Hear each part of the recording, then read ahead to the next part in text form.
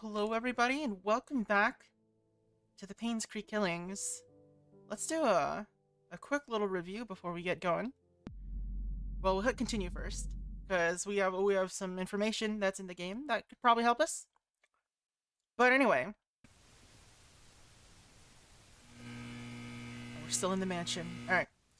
So, we are playing as someone named, what was her name again? Her name is Janet Kelly. She is a journalist. The year is 1999, 97, something like that, 99. And that's just about 4 years after the mysterious death of a woman named Vivian Roberts in this town. She is the wife of an ex-mayor, businesswoman, philanthropist. And there was a lead suspect named Scott Brooks, but he was not, when they tried him, he was not found guilty. So we don't know what really happened there. We do know, however, that there were other deaths in town at the same year. 1995 were also the deaths of Andrew Reed, a worker at the mansion. Henry Johnson, I think, who is a doctor at the local community hospital. And then there was Vivian herself. Then after that, her daughter, Trisha Roberts, and the lead suspect, Scott Brooks. They all died in 1995. The town's been becoming a bit of a ghost town since then. Lots of people have been moving out. And now there's basically no one here. And so we were sent here to try to figure out the end of this mystery. Along the way, we've discovered that there was a private investigator who also showed up to try to figure out this case. His name is, what was his name? Stephen Moss. I don't know how long ago he started doing his stuff, but his car is still here. We also found out that there's been trouble in paradise in the Roberts family home. Trisha Roberts was getting close to Scott Brooks, romantically. However, her mother did not like this. We also know that her father had an affair about 20 years ago, from when they were doing this. That led to a child. And the current running theory that we've got is that the child is Scott Brooks, which is why the mother doesn't want them involved. Because they're technically related, and also, it was an affair baby. We've also got a lot of notes, got lots of stuff organizing all the notes so that it's easier to find everything. It's very useful. But for now, we've got a couple places to go. So where's my item list? We've got this key to room 201. This is Stephen Moss's room in the local hotel, the inn. We've got this key to the cabin, which is to the haunting cabin that Scott Brooks lived in for a while, including during the death of Vivian. We found this key in Trisha's room. This leads to her nanny's house, who offered to keep Trisha company whenever she felt lonely.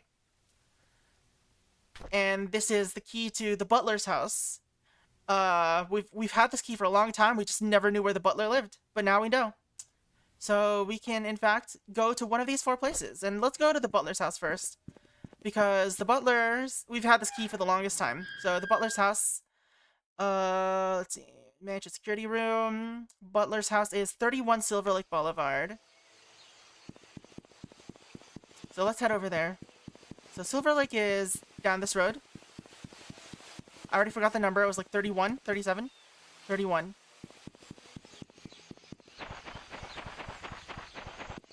That's 26.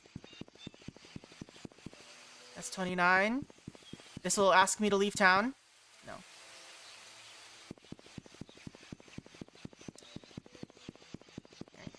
31, where are you? 31, okay. So let's unlock this door and explore. Let's add a new page for this. Smart rename. Bernard's house. Now it should have an alias for that. Yeah, okay.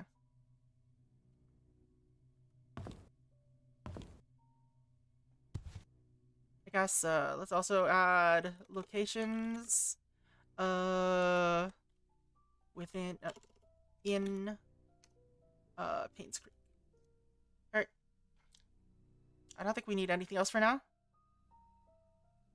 Do we need, what did I do? Okay. Let's see, occupants. Or occupant of? Occupants, Bernard. Alright. Maybe someone else lives here? Who knows? Alright. Got some chairs. We've got some cloth. We've got some nothing. Just a painting of clouds. A lot of books. This is the same layout as Andrew Reed's house. Guess they must have used like a prefab of some sort. Prefab housing. Got a lot of jars here. They don't have like lids. They're just kind of like wrapped up. We got a vase or a pitcher, I guess. Boob light. Alright, there's nothing in here, apparently. Friggin' kitchens, man. They're always so useless. Is this something else here? No, that's just an empty cork board. Alright, we got some pills here. We can't open that. We don't care about the pills. I guess he was getting on in age, so... He's got a lot of empty pill bottles, though.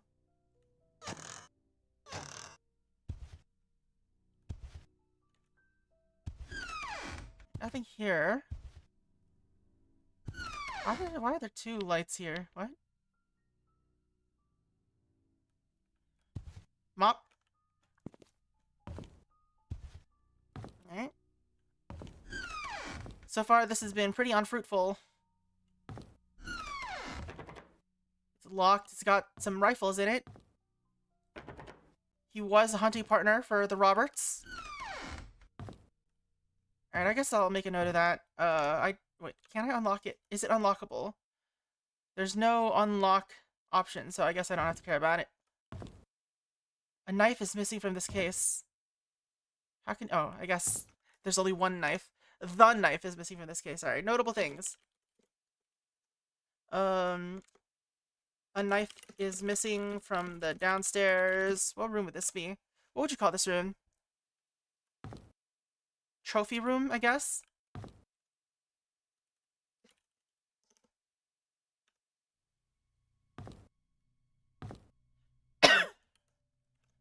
And the axe display cabinet has been shattered. I don't know how any of this could be related, but why do you have so many axes, sir? Also, hey Jammy, how's it going? This is the same last game I played. Unless you're talking about the text game, and no, they're not related. I'm just also taking notes for this one. How's it going, Jammy? What's up? How's the deal? Oh, hello. Vivian Robert, The Untold Story. Okay. Interesting. A copy of, let's just do Vivian Roberts, The Untold Story. Let's do it like this.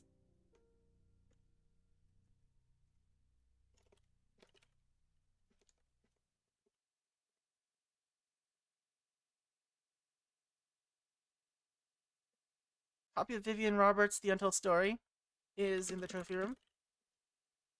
Trophy ROM hack. Let's see. Vivian Roberts is well known for her success as a businesswoman in the 20th century. What most people did not know is that her seemingly overnight success was a 30-year journey that defied everything that she was told to believe in. Vivian was the first and only person in her family to graduate college. By her mid-20s, she left a highly paid job to start a controversial company. Then she met... Okay. I feel like I should write this down, maybe. She then met her husband, Charles Roberts, with whom she dedicated her life. She helped transform the Roberts family business and supported Charles during his mayoral election in the mid-70s. She also started the Roberts Relief Foundation for the Poor and initiated medical research programs for the sick, which resulted in Painscreek Community Hospital becoming one of the best rehab centers for the elderly in the nation. This is the story of a young woman who came from a humble beginning and became the most respected and loved person in the town of Painscreek. All right. I mean, that's all stuff we already know, so I guess it's not really worth making a note of all of that. Nothing else here, it seems like. Display of military badges. Decorated military officer, alright. The display of... You know what? Trophy room.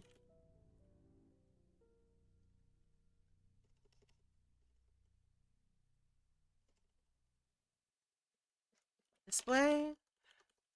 Display of, military awards. Sits on the mantle.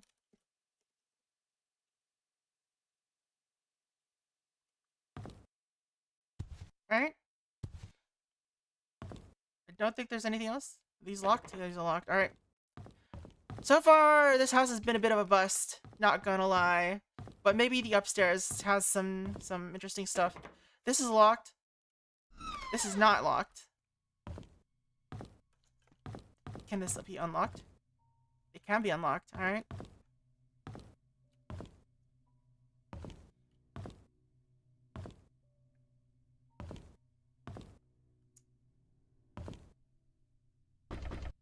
Bloodstained wood panel. I need a tool to pull out the nails. Alright. Let's see. Upstairs, bedroom. Upstairs. Let's just do upstairs. A door is locked with a key. Okay. Requiring a key. Bloodstained wood panels in one of the rooms. Requires a tool to remove the nails.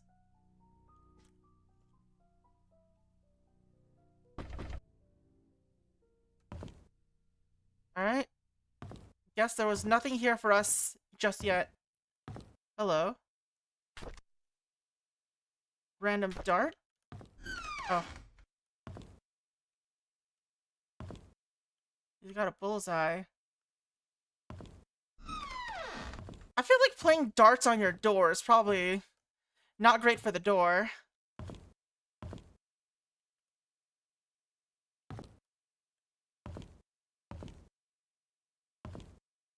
There's anything in these drawers.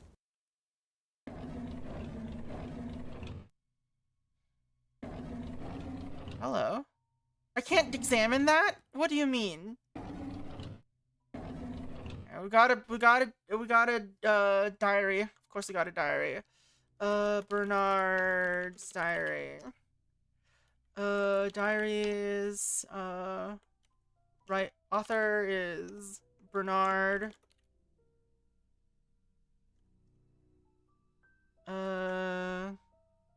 What else do I do for diaries? I don't remember. Author about found. Okay, found. That's right. Found is something I do. And this is Bernard's house. Alright. Bernard's diary. Found in the drawer of an upstairs room in Bernard's house in what? 31 Silver Lake Boulevard. It was written by Bernard Hopkins.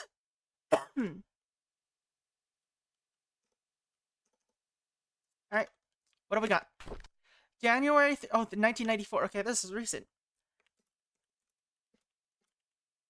Hello. Do we have another thing pointed to that date? Let's see. 2 weeks ago, Scott came to me and asked about Sophia. I was surprised. Okay. I was surprised he knew about someone who used to work here 20 years ago. I told him that she was once a maid that worked here, but after a few years, she decided to leave the village. Today, I commented about the conversation to Vivian. She asked if Scott had said or asked anything else since then. I could see she felt uneasy. She told me to keep an eye on him. I find this all very unsettling. All right. So 2 weeks ago. All right. 2 weeks ago, Scott asked the writer about Sophia. The writer wondered how he knew about a maid that worked at let's see, staff worked at the mansion 20 years ago.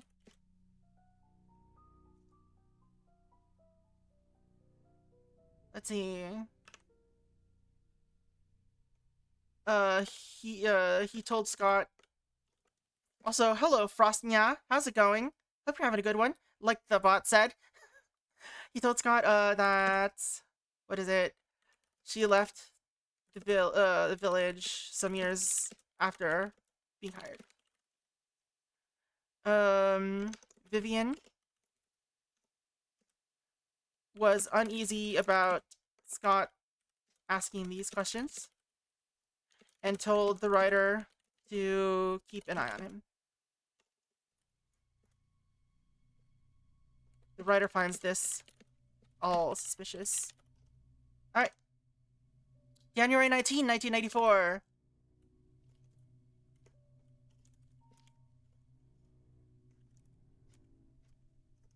What happened today? Doing good? That's great to hear. Derek doesn't seem too willing to drive for Vivian. I don't think a 5-day trip is that long. Charles often had trips longer than that, and Derek never seemed to mind them. Now that I think about it, Derek is unusually quiet when Vivian is around. He doesn't even look at her. It's like he's avoiding her. I wonder why. Alright.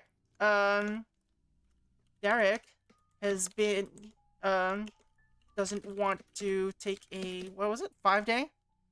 Yeah. 5-day trip with Vivian.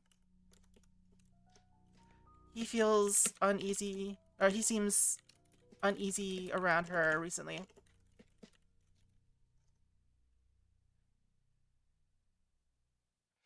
I'm using the word uneasy a lot. It's fine. Alright. February 20, 1984.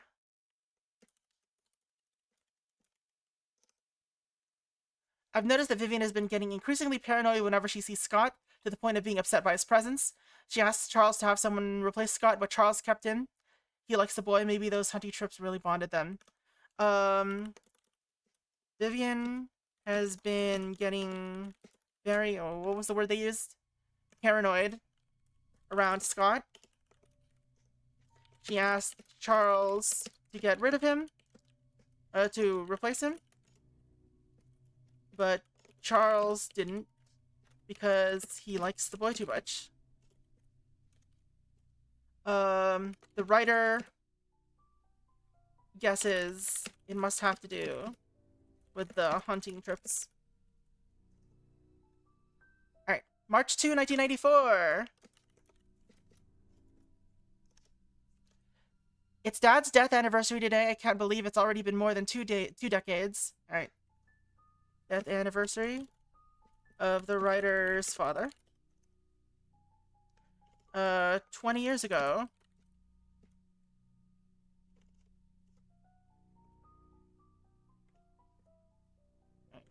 Coal mine accident.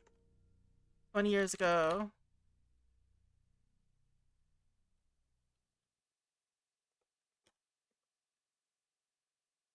Alright, I visited his grave in the morning. His tombstone is full of fallen leaves. Looks like autumn has started. Mom's tombstone is covered with leaves too. I read today's newspaper and updated him on the things that happened here recently. As I sat there talking, wondered if he could hear me. Will I just spend the rest of my life serving Charles and Vivian until I die? What will people remember me for? The writer visited his grave and read him the newspaper let's see. Let's just make a note. His father's and his mother's tombstones are covered in fallen leaves. Autumn has started in goddamn March? What do you mean?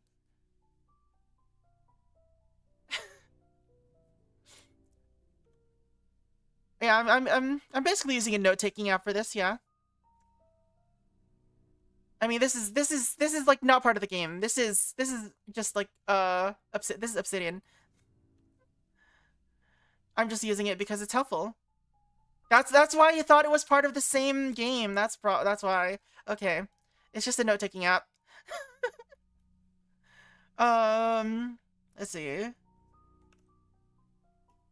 The writer wonders if anyone will remember him for anything other than serving Vivian and Charles. Alright, April 29, 1994.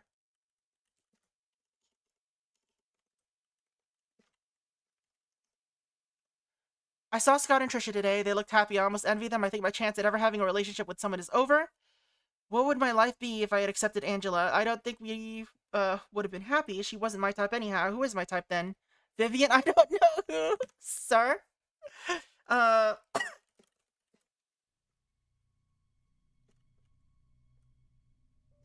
Looking happy together. Together.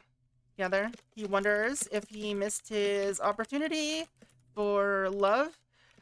Then wonders... He considers Angela. Do we have that name? We do not. Then decides she's not his type. Who is his type? He writes out Vivian, then crosses it out. I don't know who. Actually, let's just quote it directly. That's not what I wanted.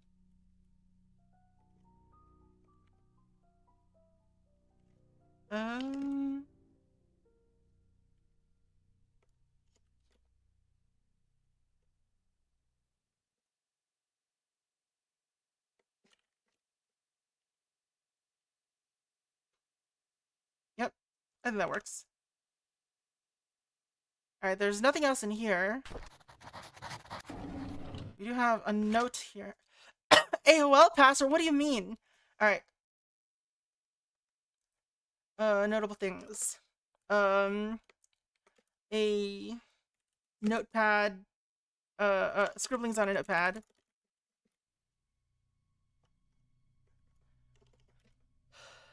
What? Notepad scribblings.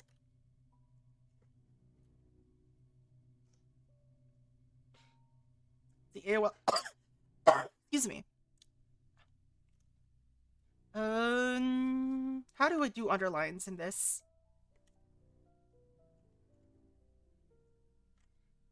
I need to look that up. How to do underlines in Markdown.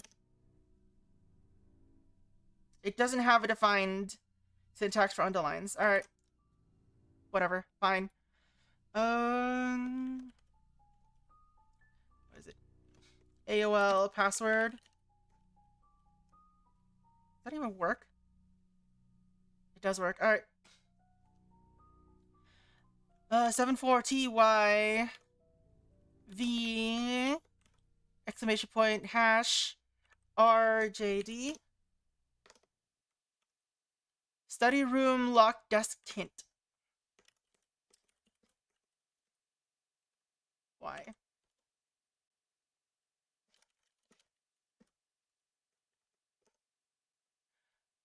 I guess if I'm copying exactly, I need that colon.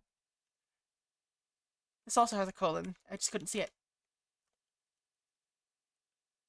Subtract the yellow dart's points from the red dart's total.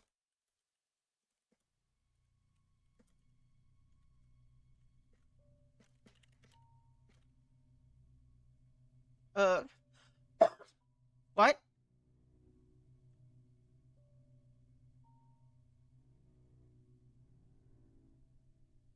I don't want to do that. Aunt Cecilia's apartment code.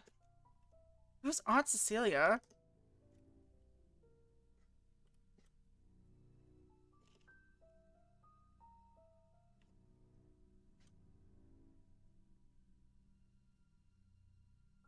That... Okay, that works. 447-206 pound. Interesting. Subtract. Okay. I guess I should go count darts points then. So this is where the... Alright, let's make a note of that. The drawer, the study room desk is locked. Naturally. Requires a 4-digit code.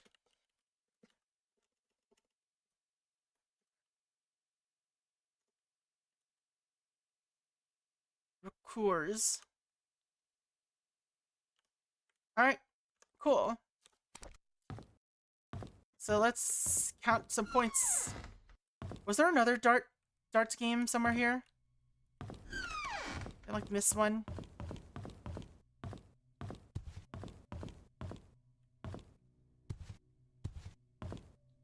I think the only other darts game was in the is in the mansion. Maybe? Alright. So let's see. Do I still have the darts scoring?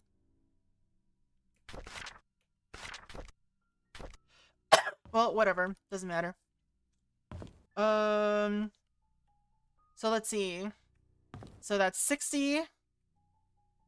That is 7. Okay, 60 and 50.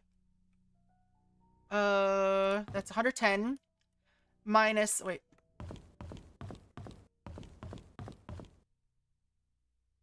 Alright, yeah. So that's 110 minus 7, that's 103. Minus 2, that's 101. That's not enough digits, the fuck?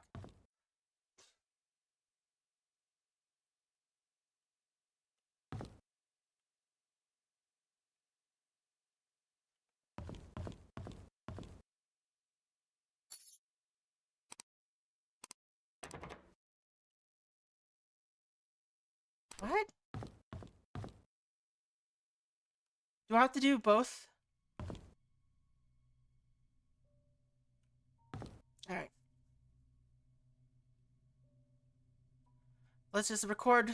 Okay. Darts board. Score.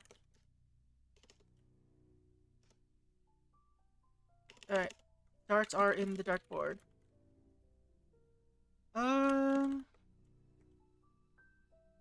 Note. Darts locations. One red dart. Okay, red dart on the bullseye.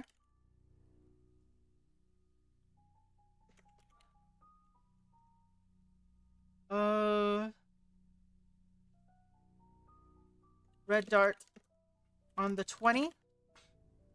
In the middle.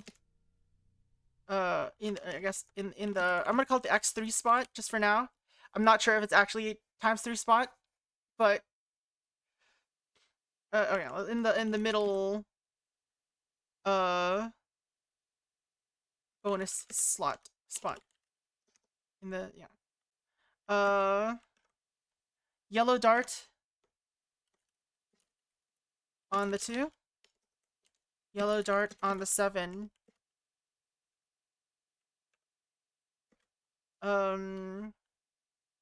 Outer ring. Inner ring. Middle bonus ring. Let's call it the inner bonus ring.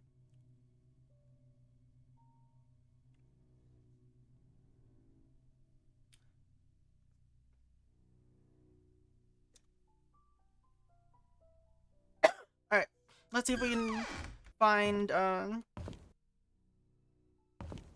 I don't know. Oh, where did we find the dart scoring sheet?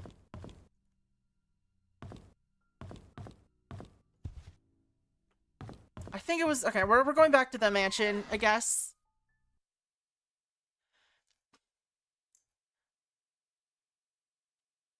That's the most likely place for it.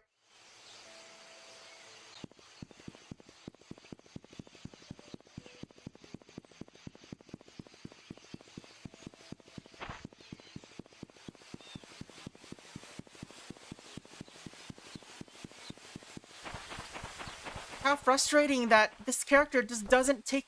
Wait, did they take it? I don't know. Other? Logbook? No. Why don't you take the important clues with you? They only take the clues that are related to the case, I guess, and not the clues for wandering around, which is annoying. I would like to have just all of them, please. Why would you not take all of them?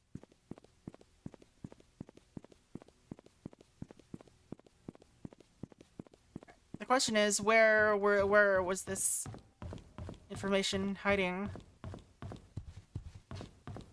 It was in a recent room. Not there.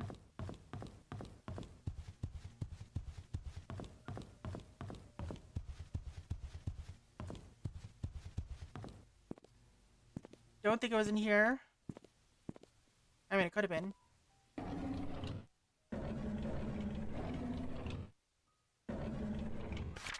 Nope.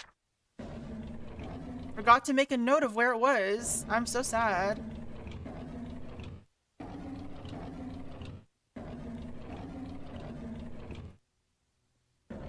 I just didn't think it'd be important. How silly of me to believe that a note that you can examine would not be important. Where's the... This house is so confusing. Alright. Is it down here? All the bottle caps and stuff? No.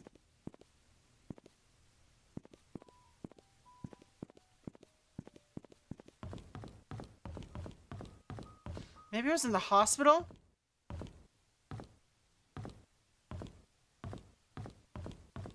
I didn't write the note for where this note was. The game didn't put it in my inventory, so I have to just deal with it.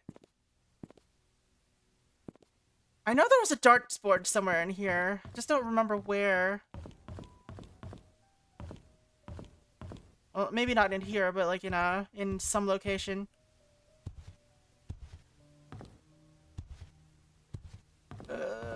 Where was it?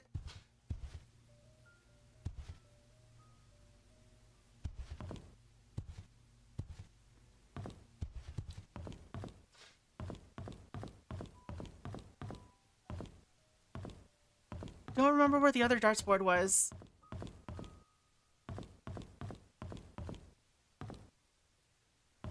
Maybe it was in the church? So many places it could have been.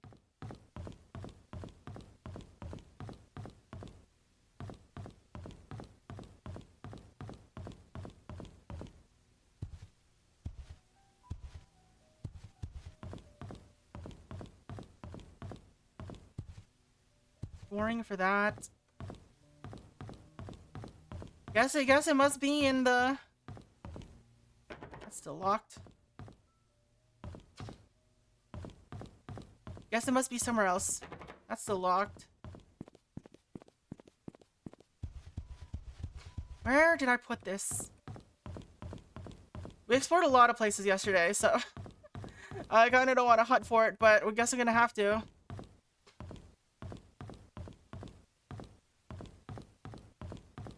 Alright, let's just check the shed just in case.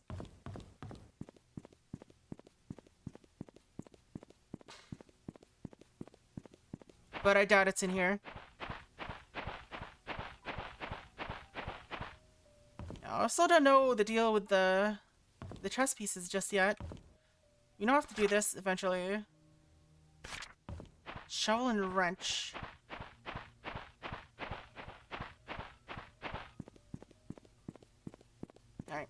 Hospital maybe? We have to go to like the four corners of the goddamn earth for this, apparently. Run speed, why are you so slow? Couldn't you just be a little bit faster?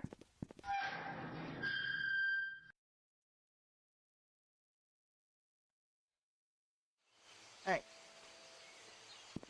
So let's go to the let's go to the hospital. Give it a good old once over. We also have to visit here. We do have the key for that now, so might as well do that after taking a quick look at the hospital. Quick look, I say, but this place is gigantic.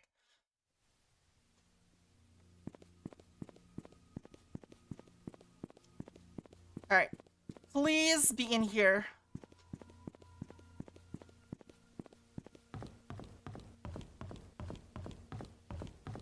I don't know why it would be in here, but I'm hoping. I'm hoping. Everything is locked, so it's fine. This is where we found the key card.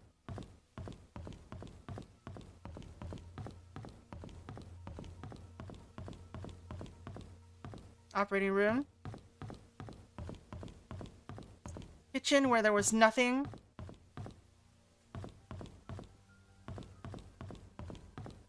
Like, I'm almost certain there was like literally nothing in here.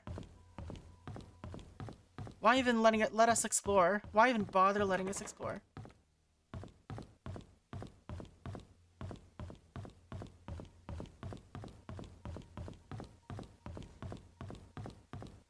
I got really turned around there for a second. We got the what's it called? The rehab room? The physical therapy room.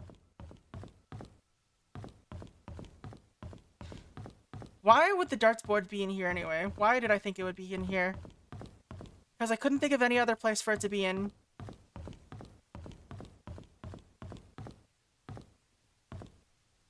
Right, this is where that girl's nook was.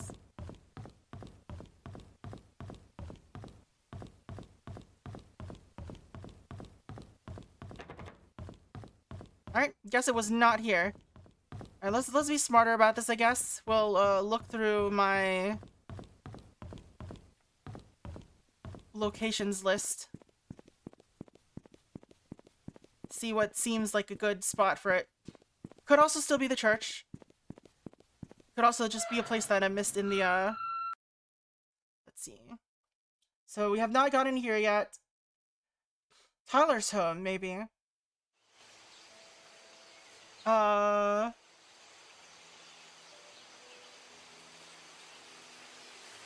don't think it's at Andrew Reed's home. Alright, let's check the Tyler's home. It is 43 Silver Lake. Before we go and do that.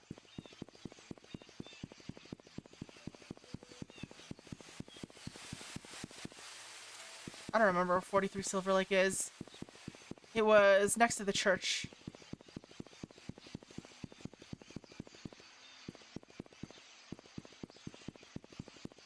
And I guess we gotta check. We might as well check the church as well.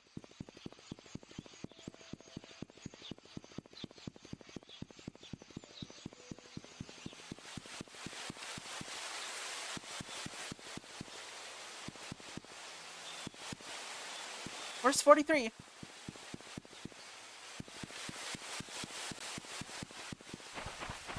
Oh, it's this one. Oh, did the church finally get some ghosts? Oh no, I forgot where the darts clue was, or the clue for scoring darts. And now I need to find it, because apparently there's a darts related puzzle. Who would have thought?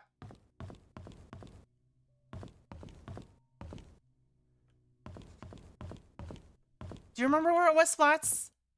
I know we found it. I just don't remember where. Like the scoring guide for darts.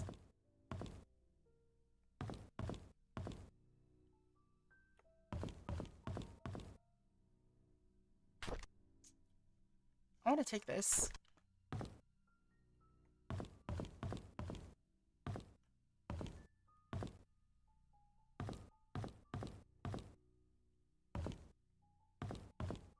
I guess it's not here. Where is it? Where could it be? I feel like it has to be in the Roberts mansion, but when I checked, there was nothing there.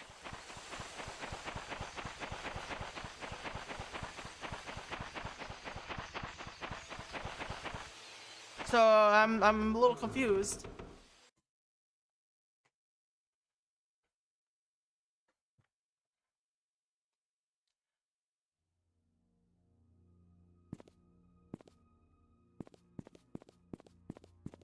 It's not gonna be in there.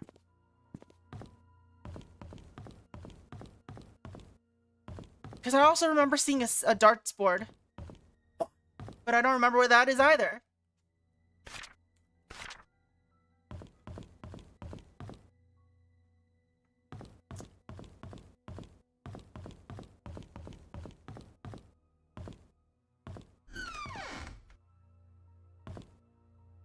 Huh? Oh. Why do I gotta look at the middle of the door to open it? Excuse?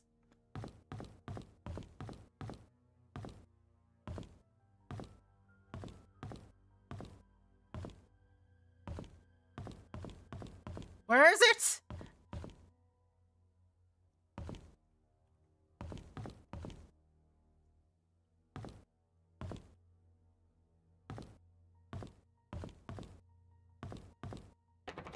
What is this door?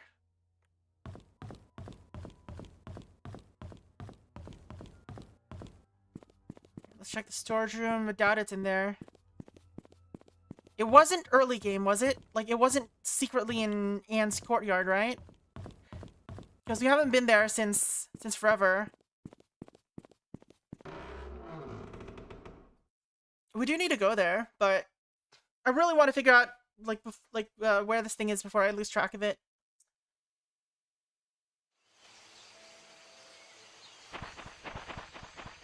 Alright, I'm gonna take another look at Robert's mansion because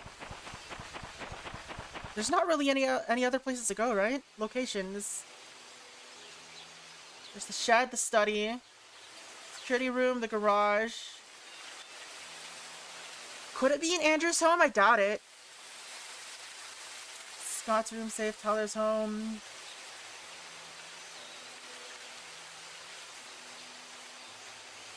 Yeah, if it's in the mansion or the hospital, I just missed it.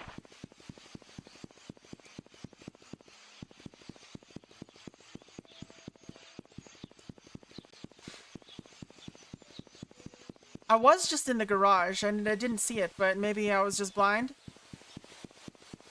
I also don't remember where the other darts board was, because we did see one, right? We saw darts somewhere.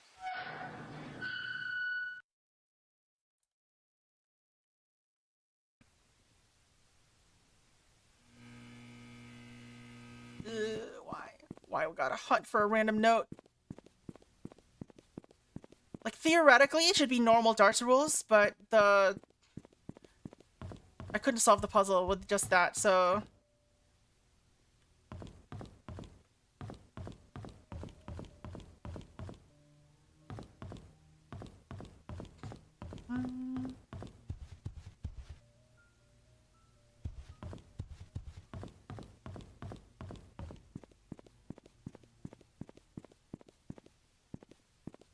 For some reason, I decided it was not going to be important. I don't know why.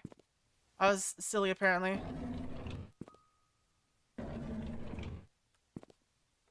Oh, maybe it was in, like, here? No. No.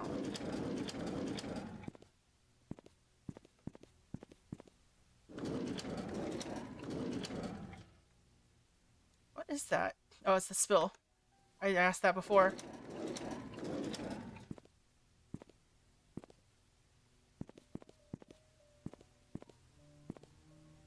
Like, I distinctly remember it being in the mansion somewhere, but apparently it is not. I'm gonna be wasting time looking for this. Ugh. Sir, please reveal to me. Reveal unto me the rules of the darts game. I didn't check this room last time, but it's Dorothy's room. Why would she have the darts? Can I open this? No.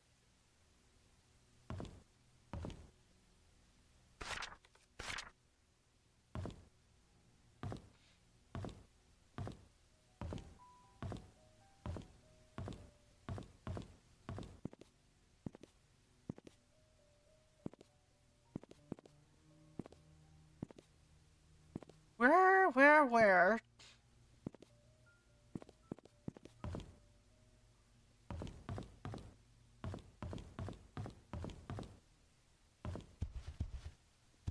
The one thing that I forgot to take note that I just decided not to take notes on.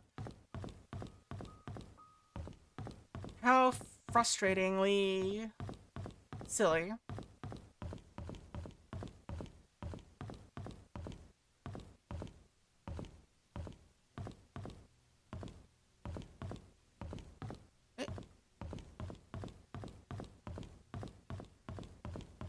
I mean, it's not on the balcony, right? There's no way.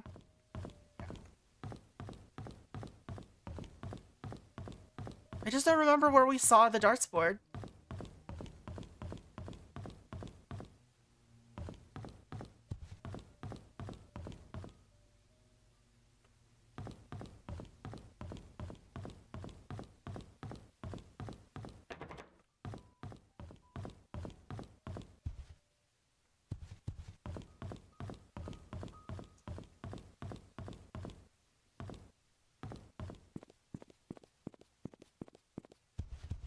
Also, what's with this AOL password that I had to write down?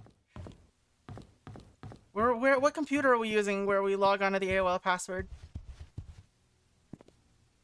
Did I read this? Yes, that was Vivian's diary.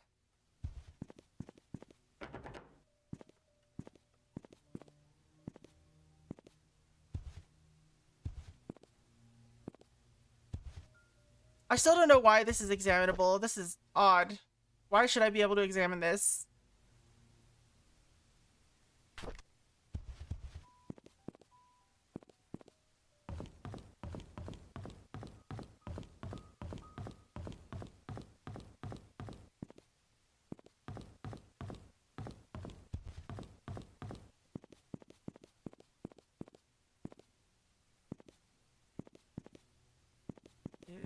Where could it be? I don't recall.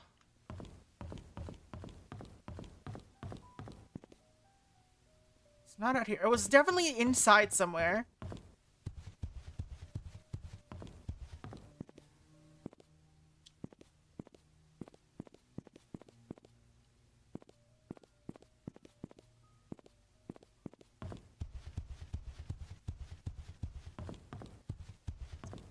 I am so confused.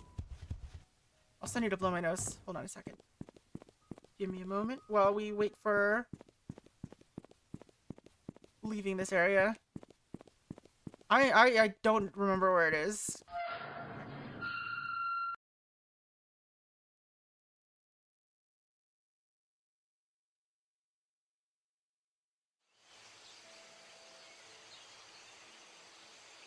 I'm back. Nose has been blown.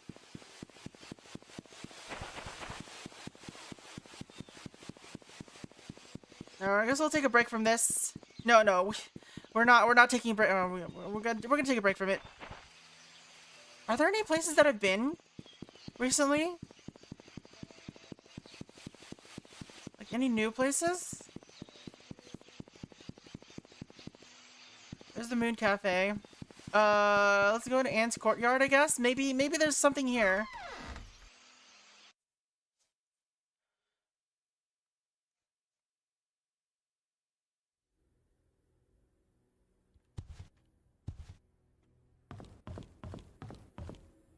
And I just, like, do not remember. Oh my god, it was here the whole time. Alright. I remember this being later, but it was here in the beginning this whole time. Alright. Any darts any dart landing in the non-ring sections and the number shown outside the segment. Okay, scores the number. Outer ring is double. Outer bull is 25, inner bull is 50. Triple ring, inner ring counts as triple. Okay, so that's what I was thinking. All right, players must start with a double scoring dart. Oh, okay. There's a starting. Okay, there's a starting score value. They must finish the game with as low a score as possible. Scoring a double on the last dart thrown will make that player score 0.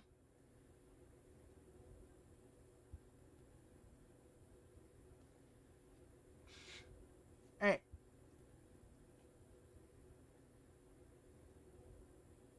When players thrown their 3 darts, their scores added up. The total is then subtracted from the original 501 amount to create the final value. Again, the lowest score is the winner. Alright. Good luck and aim straight. Alright, where are you? Ants Courtyard. Yeah, I didn't even make a note at all. Alright, darts scoring rules. I'm not even gonna bother writing it down. So, what is it? Where's my press screen button? There it is.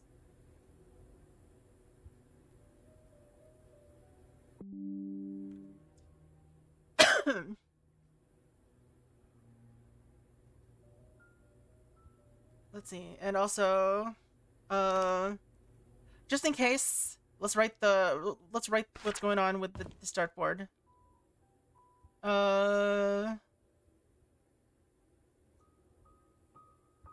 It doesn't matter if they're in anywhere, right? Okay. Let's see. Darts boards. Let's just write it here.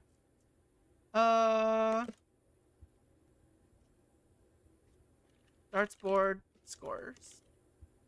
Red dart scores 8 and 18.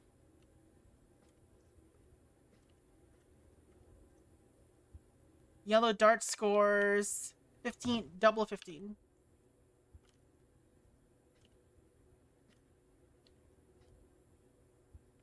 Double. Let's do 15 double.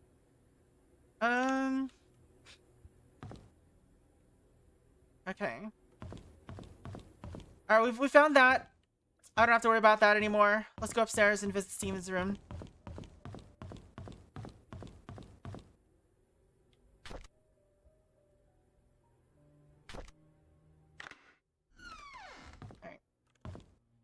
Alright. Room 201. Locations? Within... What? In... Anne's courtyard. Also occupants Stephen Moss. Alright.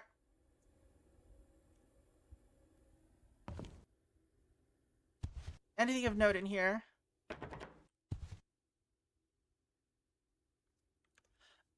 Let's see. Notable things. A locked briefcase requires a key.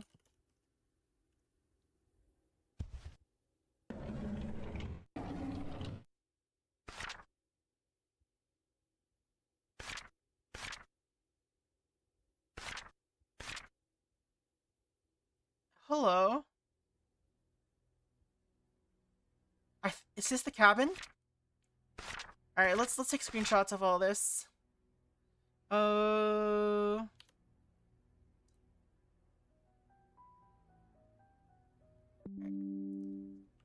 Photographs. So he was here 2 years ago. What happened just now? Why did that happen? All right. Let's try this again.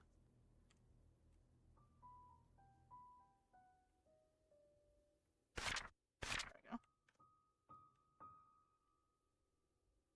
God damn it. I keep screwing it up. Alright. Print screen. There we go.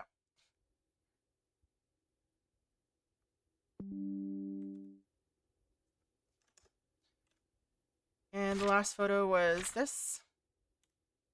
Don't know why this is here. It doesn't show any numbers or anything like that, so I don't know what's going on with that. Alright, photographs. We did that. Also, another diary. Let's go. Oh no, it's just... wait, it's a diary. Stephen Moss's notepad. This is found in room 201. No, not. Let's see. Author is Stephen Moss. And it's a diary. It might be a notepad, but it's still a diary. Alright.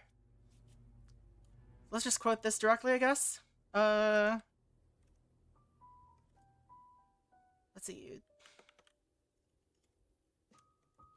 Bernard Hopkins.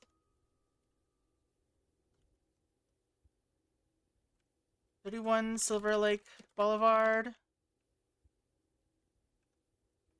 Painscreek. NL. 31 Silver Lake Boulevard. Painscreek, NL. 28. 105. Father died in mine accident. Died in mine accident. He was at home the day Vivian was killed.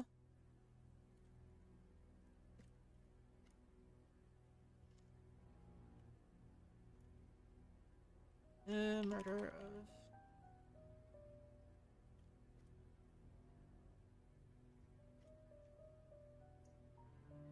no alibi.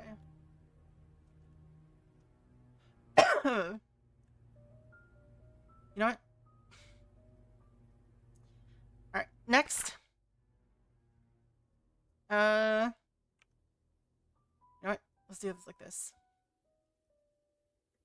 Page 1.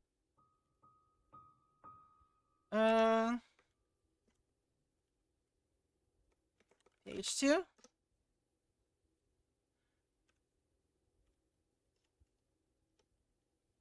Interview with Dorothy.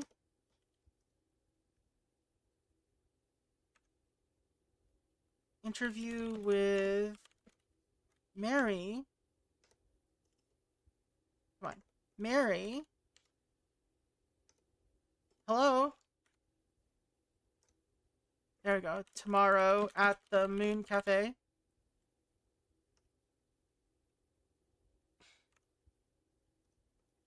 Meeting with...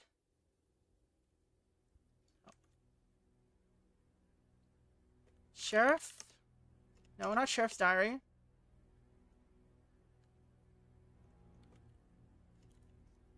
No?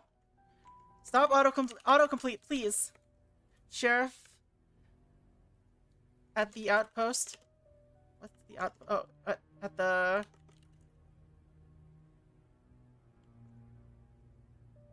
post. At 10 a.m. on 5/11.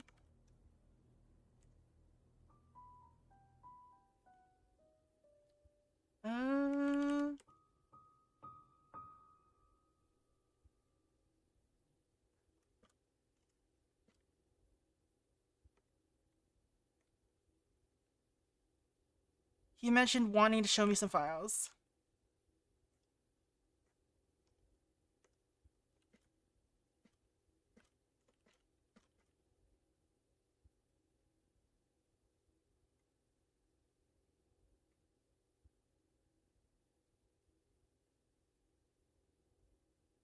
Alright.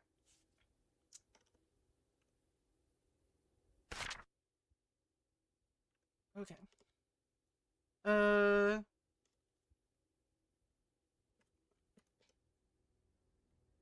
I found a hidden panel in the interception area.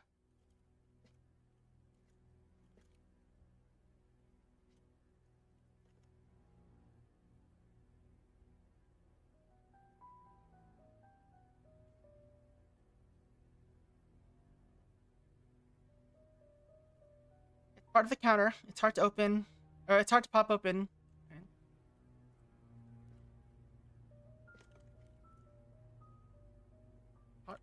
Open. The latch is placed at one of the corners.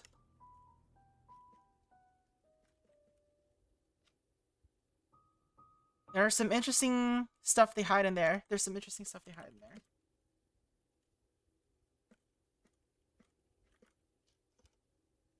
And that was the last page of that.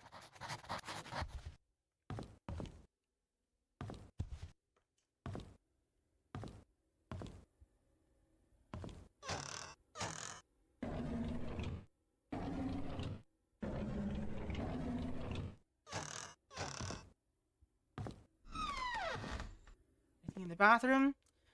For some reason, this stain looked like a key for a moment. It's just a stain.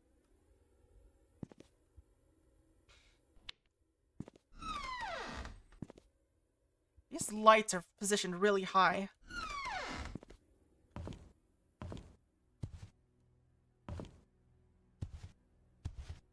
What happened to Stephen that he left his... Hello, another Holy Bible. Then he left his stuff here.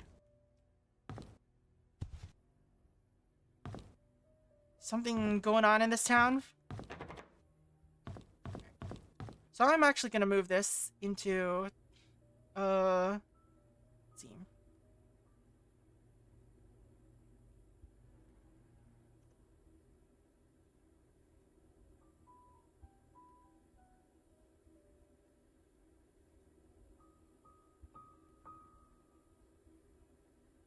Let's remove this. Remove this. Remove it, I said. Okay. And Stephen Moss's nope.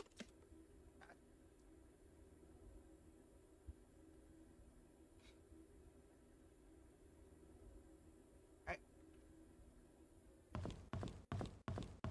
So reception area, he said. This is...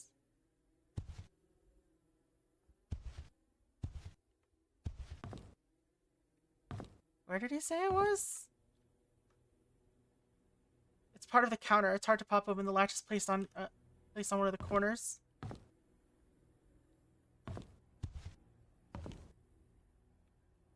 Hello?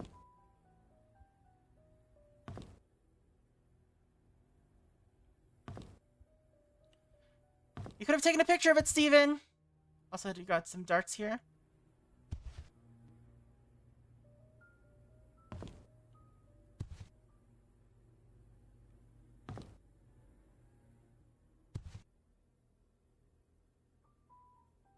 Found hidden panel in the inn's reception area. It's part of the counter.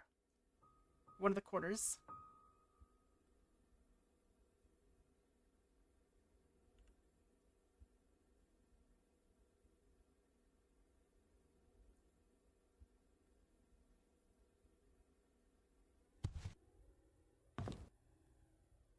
What are they talking? What is he talking about?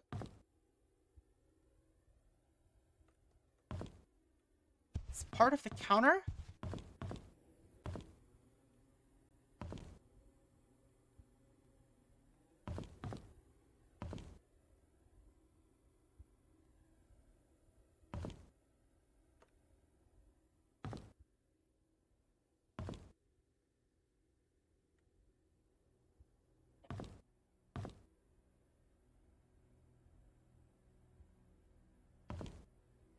Can't even find anything to examine.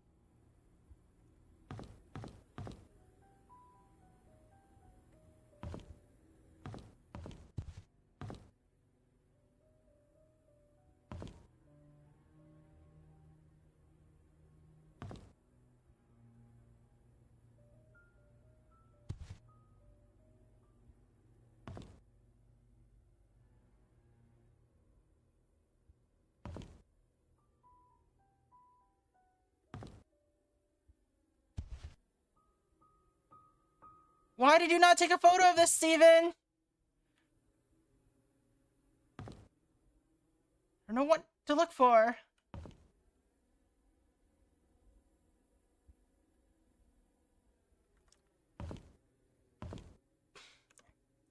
Found a hidden panel in the inn's reception area. It's part of the counter.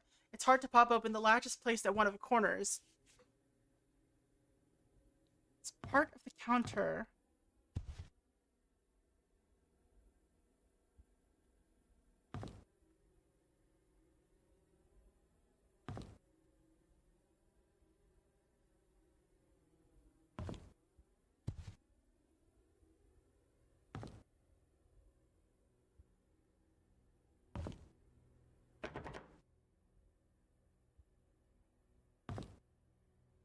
I'm absolutely not sure what to look for. Next to the trash can?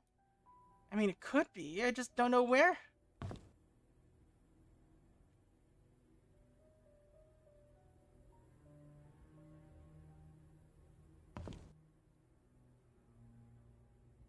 Is he talking about this?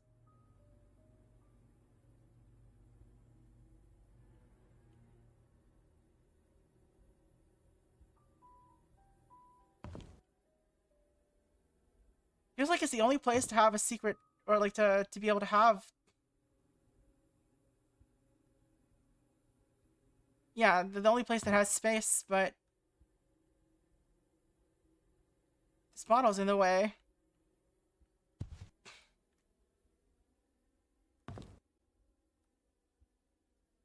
It's this corner. That's not the counter. That's literally the back. What do you mean? All right, secret panel. Let's write down what's in this clock. All right. Secret panel contents.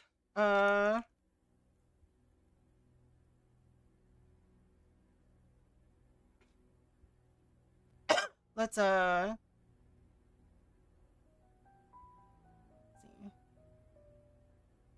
What are we looking at? Contains.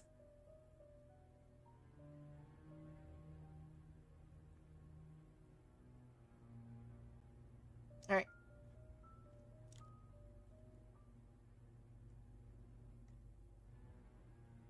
There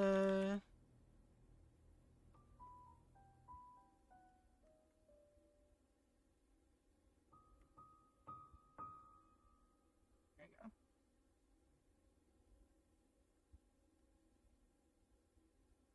A clock that says the time. That is 10:35.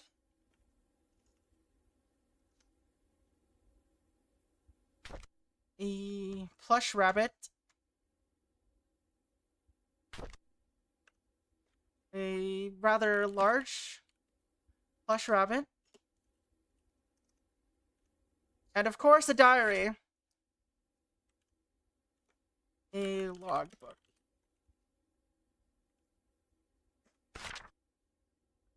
Alright.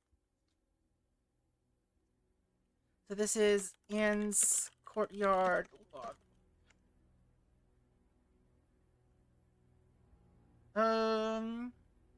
This is a diary.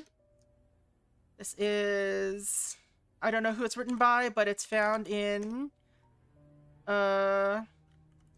Anne's courtyard, into suites, secret panel contents.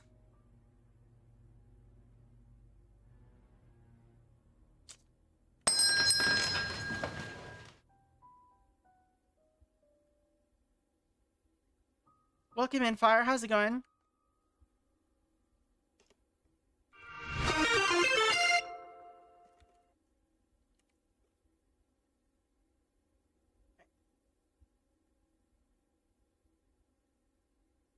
Found in Ant's courtyard. The suite secret panel.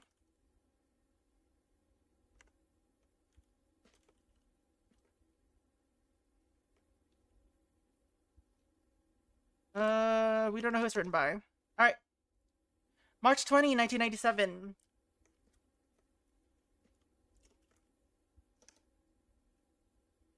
Alright, there's a private investigator by the name of Steve Moss. Rumor has it that someone hired him to investigate Vivian's death after the police ceased their own search.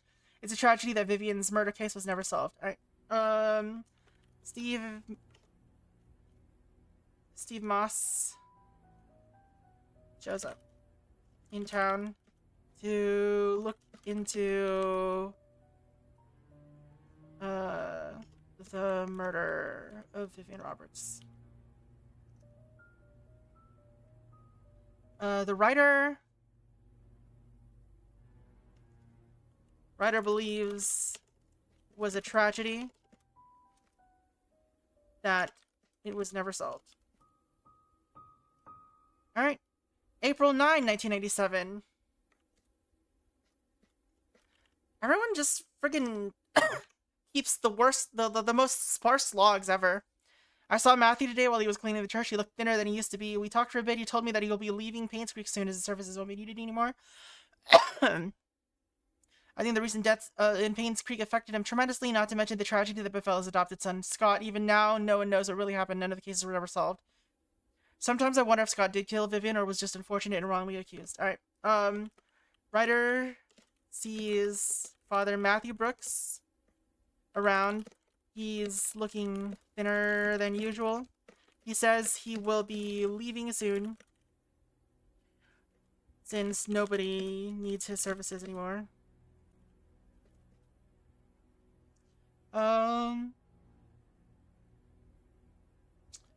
Let's see. Tragedy befell Scott Brooks, his adopted son. The writer wonders if Scott, and no one truly knows what happened. The writer wonders if Scott truly was the culprit, or if he was just falsely or wrongly accused.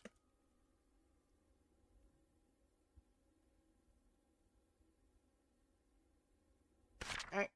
Mr. Moss came by today, decided to question me, see if I knew it. Okay. April 14, 1997. Alright, Mr. Moss came by to question me. He decided, well, let's see. See if I knew anything he hadn't already learned. I told him everything I legally could. When asked how his investigation went, he said something about an incident that happened in 1975, which might just be the breakthrough he needed. Alright.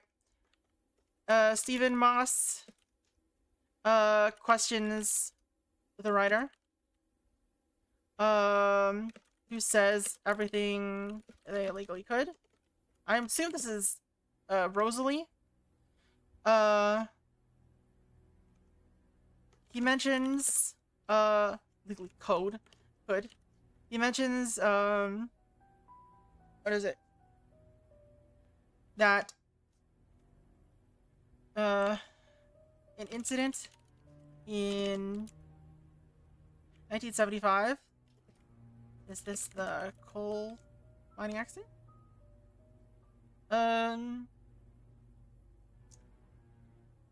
Might just be the breakthrough he needed. Oh, maybe he's talking about the affair.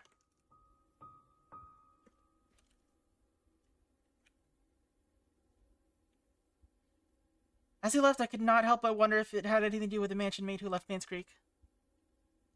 The writer wonders if it anything to do with the Sophia mansion maid who left Painscreek.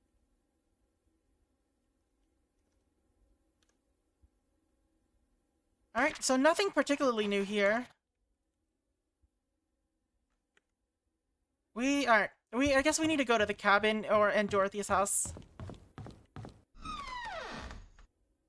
Alright, enjoy your lurk fire!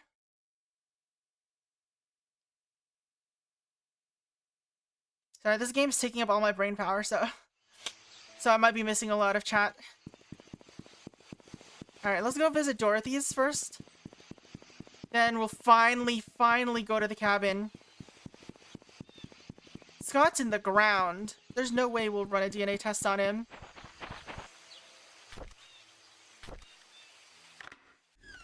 Alright, so this is...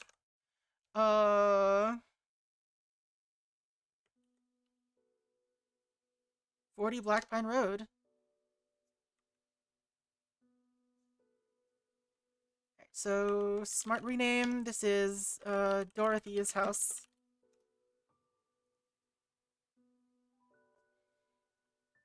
And this is, occupants, Dorothy. And we also... Oh, yo, Subidish, how's it going? Thank you for the raid. How is Resident Evil 2? Is it the remake or the original? Yeah, we're playing a mystery game today, so I'm taking a lot of notes and trying to be very thorough about my notes. Let's see. In Painscreek. So we just let's see. Yeah, so we just entered a new house. Remake randomizer runs. Nice. Welcome in, Raiders. I'm VL. I like to play what is it? I like to play mystery games, horror games, and other various types of games too, not just that. Recently been playing Voices of the Void, and also this game, the Painscreek Killings, where we are trying to solve a cold case as an investigative reporter. The case went cold 4 years ago, and so we're just exploring this whole ghost town, basically. Also, welcome in, Shumi. How's it going? Hope you're having a good one. We just went into this woman's house, and we're seeing if she left any clues behind. Also, frame rate is weird in this game.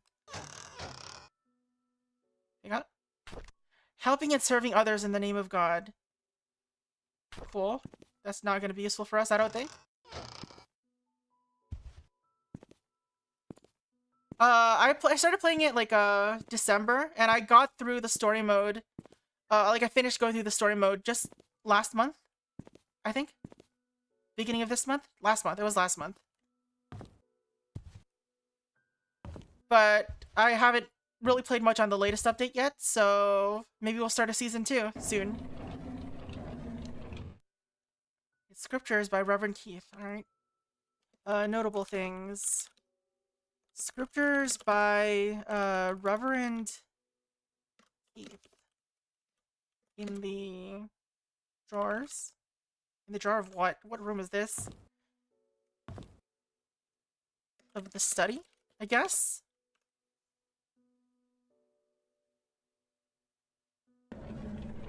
We can't grab those boxes of staples. Hello? Books that I can't read. Oh god.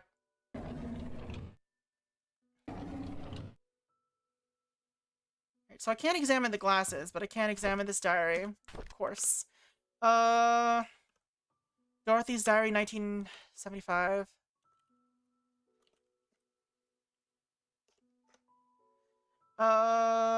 This is a diary. Oops.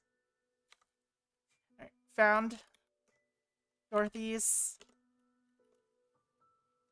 house. This is a diary. Author is probably Dorothy.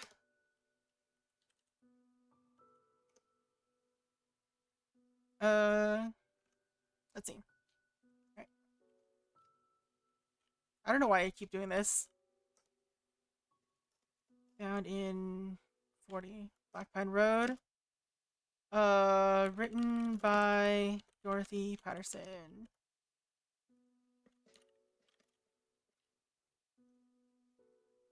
Right. February 2, 1975.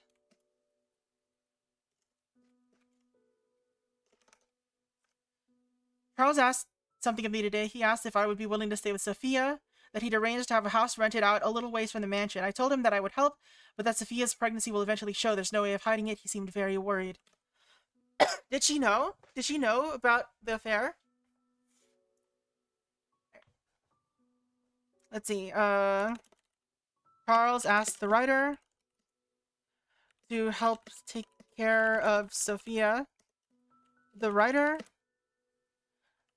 is let's see.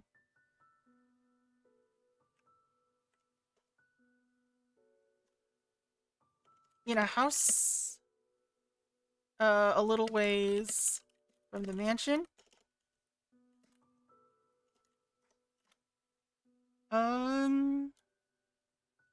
The writer says she'll help, but the pregnancy will definitely show. Will start showing soon. Well, it will be impossible to hide. Let's see. February 6th.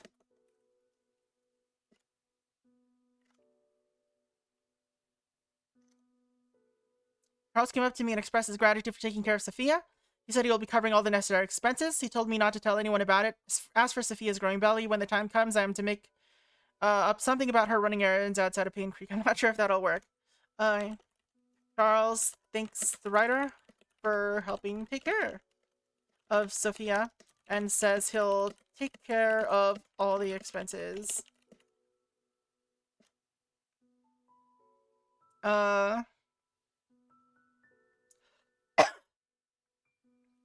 He also says not to tell anyone. Sophia's belly is starting to show. So the writer says the writer is to make up something about doing errands outside of Painscreek. The writer doesn't think this will work. Alright, April 6th. Thankfully, a short diary.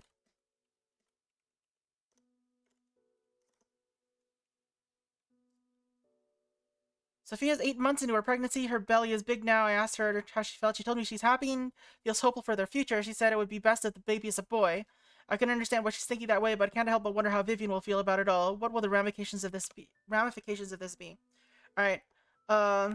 Sophia is now 8 months pregnant.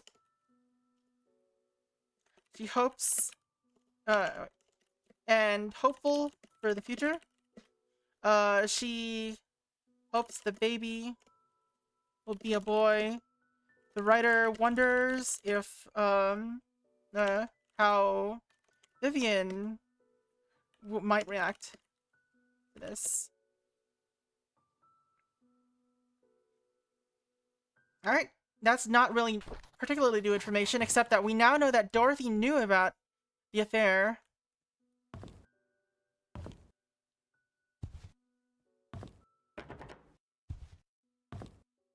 Okay. This house is quite different from the other ones we've seen. Oh, this is a claustrophobic bathroom. Under the stairs.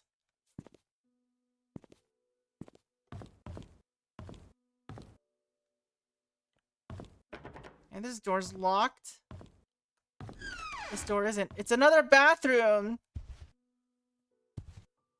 Bathroom heaven in this game. Was there anything else in here? Was there nothing? I can unlock this door, but I don't have a key, so...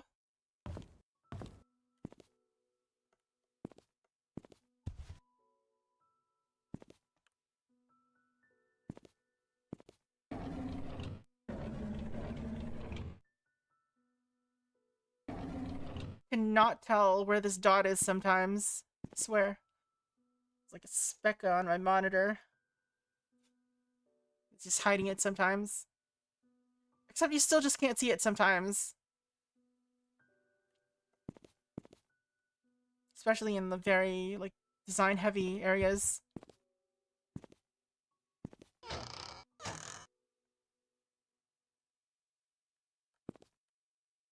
Is there really nothing else here? We've had this key for so long and there's nothing. Hello. A new home, a new lifestyle in the heart of town. We take pride in helping others realize their dreams. Most people just want to secure their lives, the lives of their loved ones without having to constant worry about something going wrong. What is this about? Painscreek Retirement Management. Alright. I don't think that's important. But I'll make a note of it.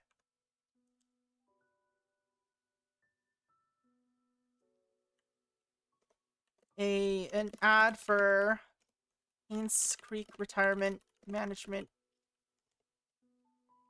is on the fridge.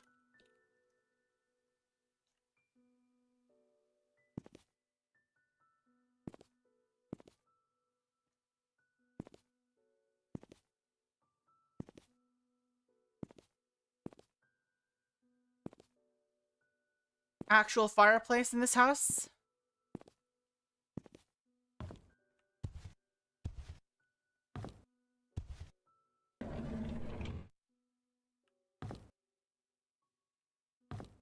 Guess there really is nothing.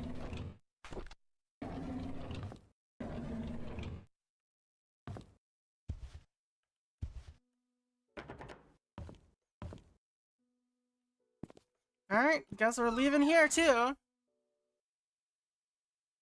Maybe she was thinking of warehousing herself.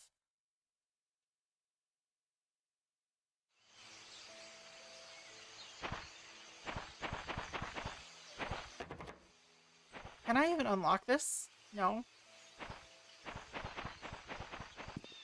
Just don't let me examine it if it's not going to be something I can unlock. Hey Daigo, how's it going? Alright, what was the other house? Oh, the cabin. Finally, we're going to the cabin.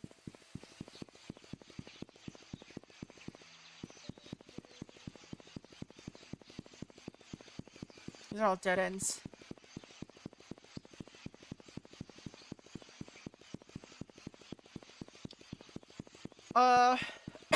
So far, a lot of our, things that we found have been kind of dead ends.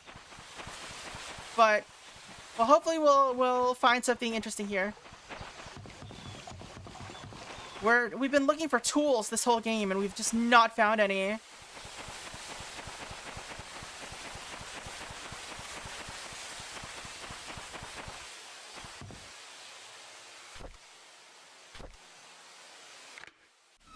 Alright.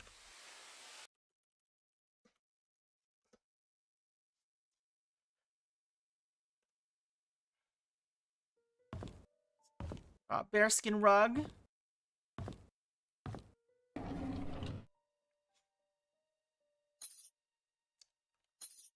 kind of key is this? Why do we have this key all of a sudden with no, like... Okay, it says chest box. Right. Found a chest box key. Chest box? Do I know any chest boxes?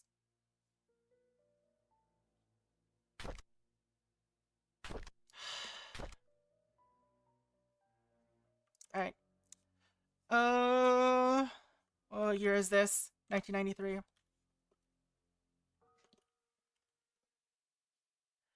Let's see. Diaries. Found, hunting cabin. What else? Author. Scott Brooks. Let's see. In the Roberts hunting cabin. Written by Scott Brooks.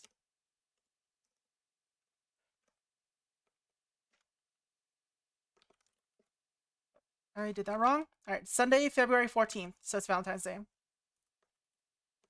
Sunday, February 14th, 1993.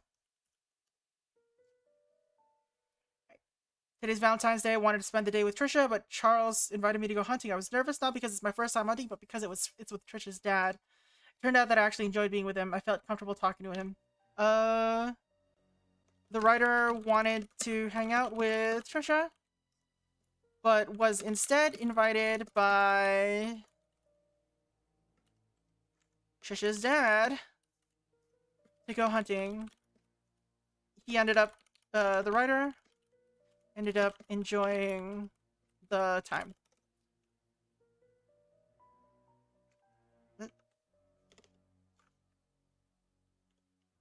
Despite being anxious at first.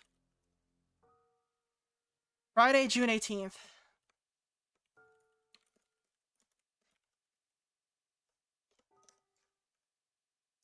I don't get it. Why would Father Matthew forbid me to be with Trisha? Is it because I'm not rich or because I'm an orphan? He doesn't explain anything to me. Maybe he doesn't love me anymore. Feels so confused.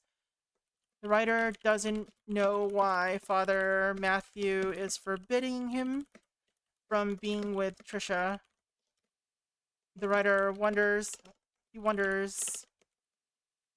if Matthew doesn't love him anymore.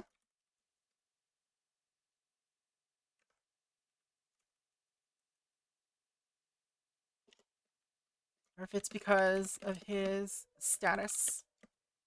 Societal status. Alright. Long diary. Alright. Tuesday, June 22.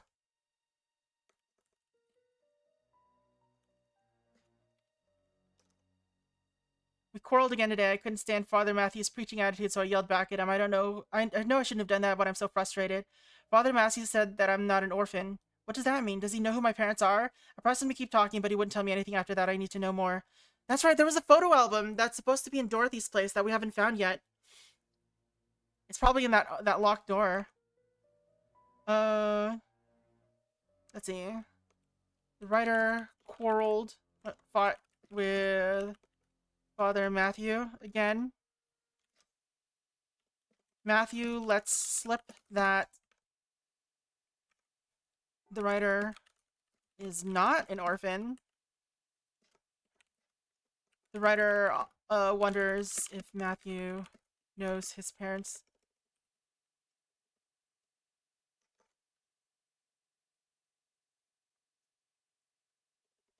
But Matthew would not speak further.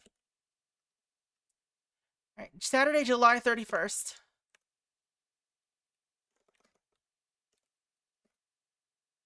Uh, 1993. On this day, Harry Potter's Aunt Marge visited. And that's the day he blew up Aunt Marge. Hey Tunde, how's it going? We are taking lots of notes, solving a lot of mysteries. How's it going? Hope you're doing well. Let's see.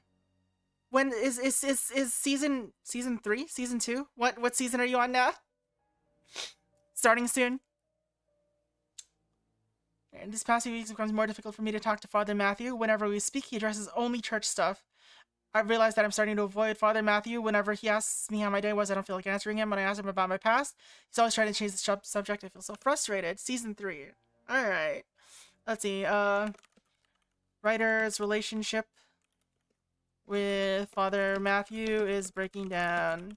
They hardly talk to each other. They avoid talking with each other about the subjects the other wants to talk about. Oh my god, why is this diary so long? Oh my god. Thursday, September 2, 1983.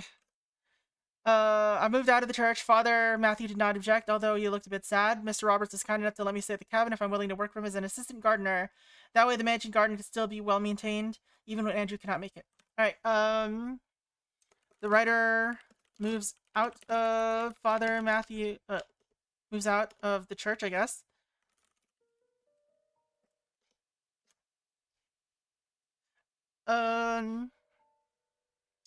Charles offers to let him stay at the cabin as long as, if he gets hired on as a gardener, as an assistant gardener.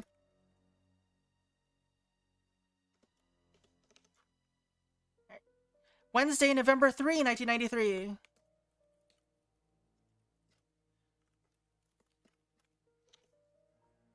It's been a month since Charles gave me this cabin to stay. I still don't know where to start my investigation. Andrew's been drinking. Bernard asked me to bring him home today. Whenever he's drunk, he accuses himself, saying that he's a sinner. Sometimes he would mutter names I've never heard of. Of all the names, I think I only recognize Magdalene. I just can't remember where I heard that name before. Alright.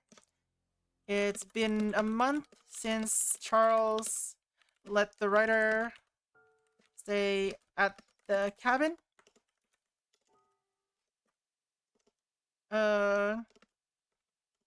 Andrew gets very drunk. Alright. Andrew's been drinking. Bernard asks the writer to drive him home. Right, to take him home, I guess? To bring him home. Overhears Andrew's mutterings.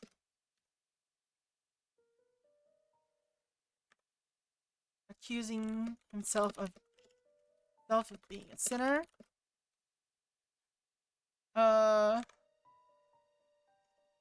As well as names like Magdalene.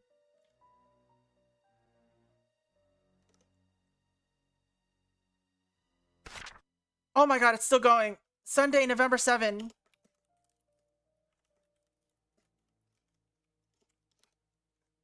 I just returned from the orphanage and found out it was Father Calvin who brought me there. The record sheet stated that I was from Painscreek. How? If I was born in Painscreek, there must be records of me in the hospital, but I've checked, there's none. After visiting the... Okay. The writer visited the orphanage and found out that Father Calvin was the one that brought him there.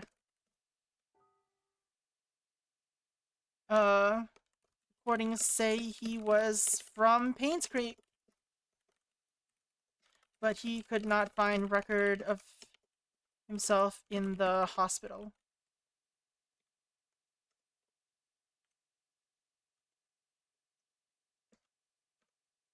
That's probably because Vivian got the doctor to hide the message or whatever.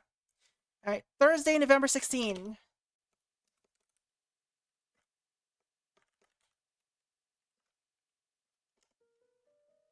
Calvin the midwife. Hobbs would be the midwife's assistant. I broke into Father Matthew's bedroom today. I shouldn't have done that, but he might have had something that could be tell me about my birth parents. He didn't have anything relevant. Writer broke into Father Matthew's bedroom. Come on.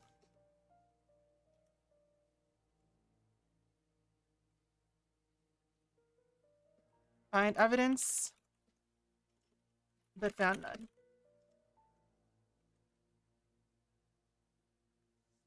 Alright, Saturday, November 20, 1993.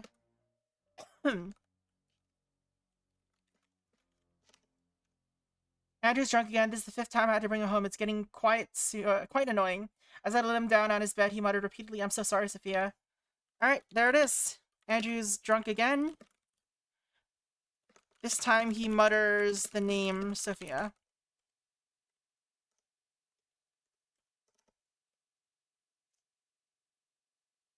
Alright. Cool.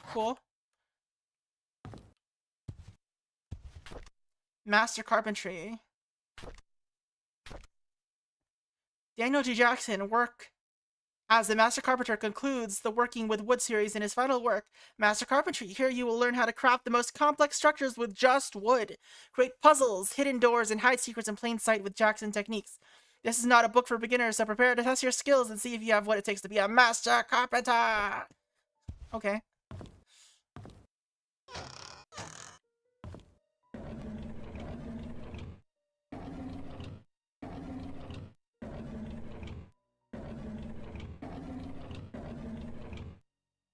What is with these random stains? This knife has a dull blade. Alright, why? Notable things. A knife with a dull blade. In the kitchen. On the kitchen counter. I committed the murders in Minecraft. That phone is off the hook?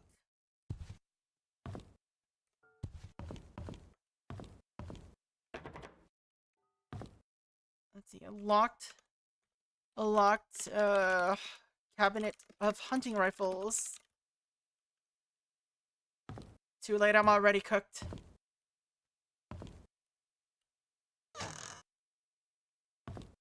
Everyone's been visiting their therapist. This is melting into the cabinet there.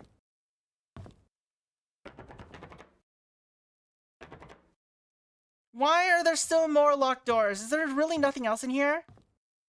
How is there nothing else in here? What am I doing? Where are the tools?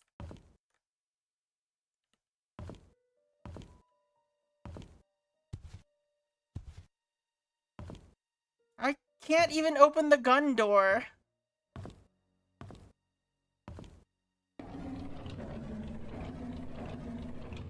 I can't open this.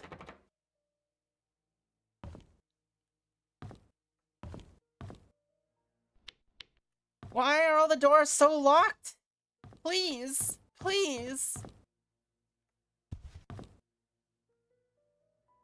I don't know where to go anymore. I guess there's a chest box. I don't know what this is for. What could this be for?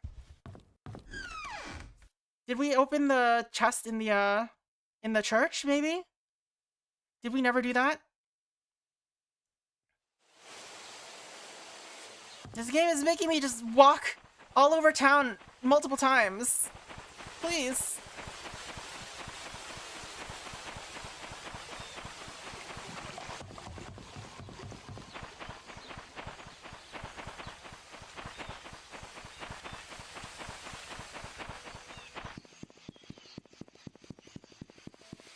Okay, we still haven't found the key to get into the cemetery. Or that other door in the cemetery, if we have to do that at all.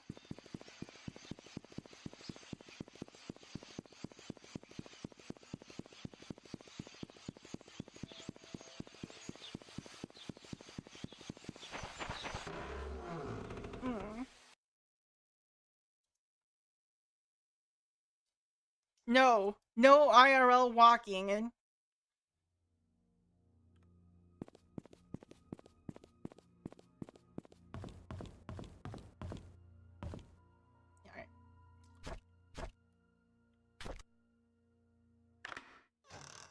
and what's in here? Another fucking diary! Of course. Blanket with a moon. And stars. Text says my baby boy. Alright. Painscreek.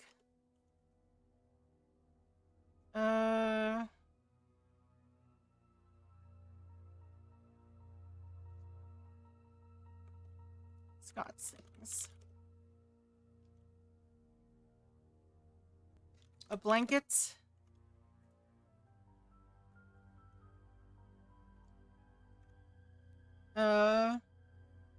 It says my baby boy. 1975.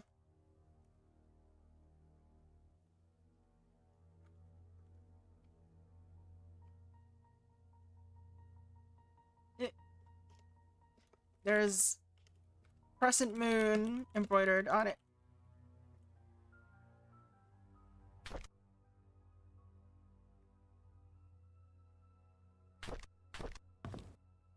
There's a key in here. All right, let's crouch and pick up this key. Key to a basement. A key to a basement.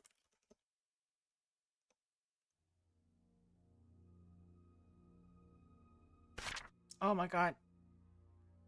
Alright. A letter to Scott from Sister Rachel Davis. We're not gonna write down the entire contents. From February to 1994. Not 22.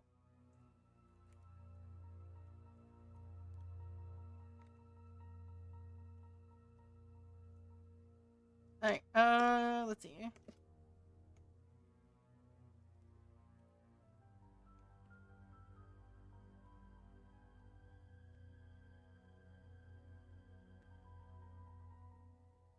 Alright, I'm Sister Rachel, although I wasn't there when you last came. I hope you remember me. I was your nursing mother after you arrived here those years ago.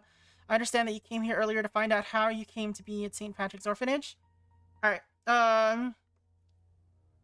Rachel was Scott's nursing mother when he first arrived.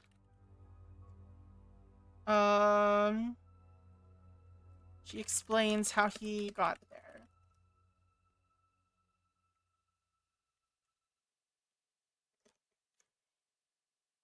On July 4, 1975, Father Calvin came with a basket holding Scott inside. He said that you'd lost your parents and there's no one to take care of you. He told us that your name was Scott, claiming Scott had lost his parents. After he left, Sister Emma asked if I would be willing to take care of the baby. At first, I hesitated because it was a huge responsibility. But when I saw your face, so full of innocence and curiosity, it felt as if God himself had delivered you to me. I accepted the task. Or Emma asked Rachel to take care of the baby. When you were 10, Father Matthew came to see you. When Scott was 10, Father Matthew came to see him. He just became head priest of Painscreek Trinity Church. He visited often, usually at the beginning of the month. Whenever he left, he would leave an envelope containing a small sum of money. He said it was for everything you needed and that whatever was left was then given to the orphanage. He would give money to help take care of Scott every month. I would be lying to say that I wasn't sad when you left the orphanage, but when Father Matthew adopted you, I believed that your life would be better in Painscreek than here, and I daily hope it's so. Everything enclosed within the package used to be yours. I think you should have these. May God bless you. Although Rachel was sad when Scott left the orphanage, she hoped he would have a better life in Painscreek. Everything enclosed with the letter is Scott's. Alright.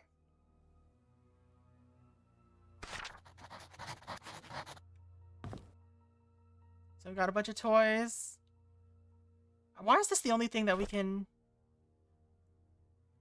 examine? TBH. Alright.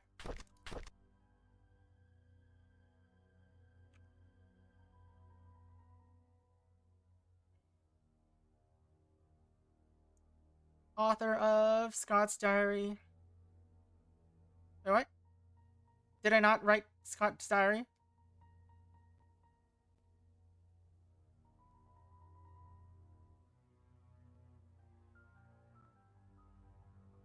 Did I delete? What?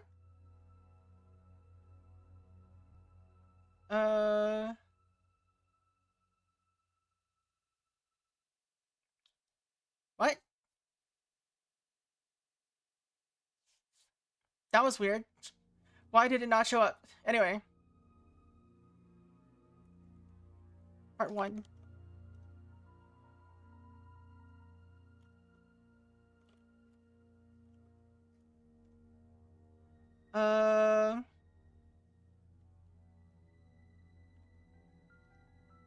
Found Trinity Church.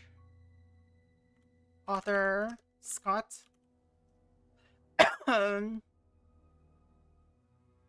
Right. In Scott stuff found in the Scott stuff box of Painscreek. You know what?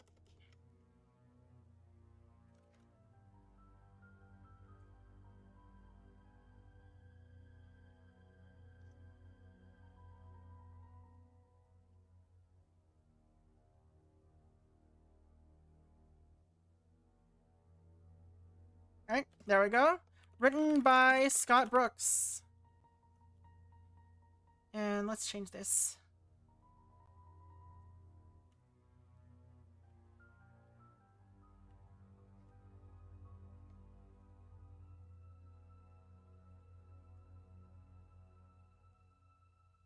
Alright. So, Tuesday, November 30, 1993.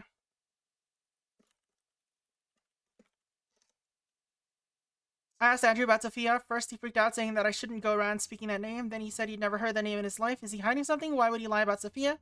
This makes me want to know about who Sophia is even more. Alright.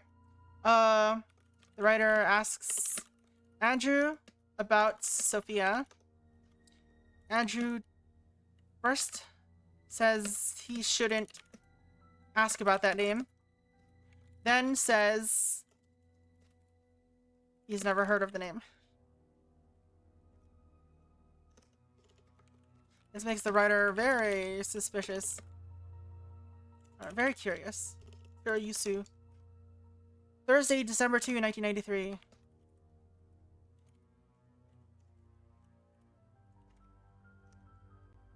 I asked Wanda if she knew anything about Sophia. She said Sophia used to work as a maid in the mansion for a few years until she was let go.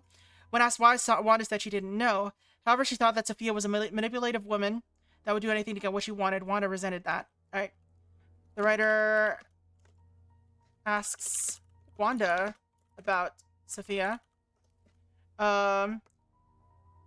She tells him that Sophia was an ex-worker at the mansion who was let go for reasons she does not know.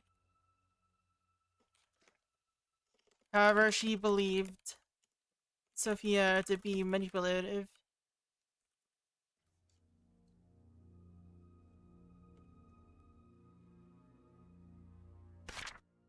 Wednesday, December 8th.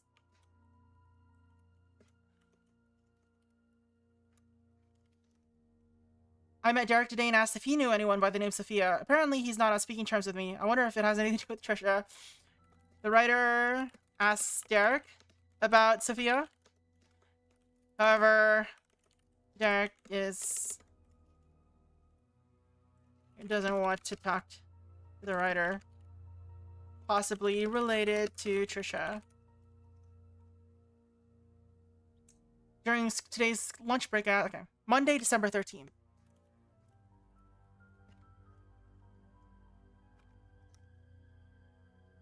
The writer asks Bernard about Sophia. He was surprised that he knew that name, but proceeded to say he did not know her that well. Bernard says he is surprised that the writer knows the name, but states that he did not know her that well. Somehow I feel uncomfortable whenever I talk with Bernard. His cold gaze gives me the shivers. Writer feels uncomfortable when talking with Bernard.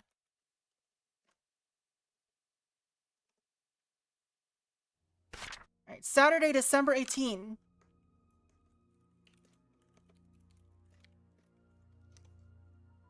I met Dorothy while tending to the garden. I asked her about Sophia. She looked confused and was curious as to where I heard that name. I told her it came from Andrew. She kindly explained that Sophia was a close friend of hers when Sophia first came to work with Robert's family. Unfortunately, she had an affair with Charles when Vivian was hospitalized. Shortly after she left Painscreek, no one has heard of her ever since. Dorothy thinks that Sophia was probably started a new life in another place. I wonder if the affair was the reason everyone's quiet about it. The writer asks Dorothy about Sophia. Dorothy explains that Sophia was a close friend when she first moved to Painscreek. Or when she first started to work for the Roberts family.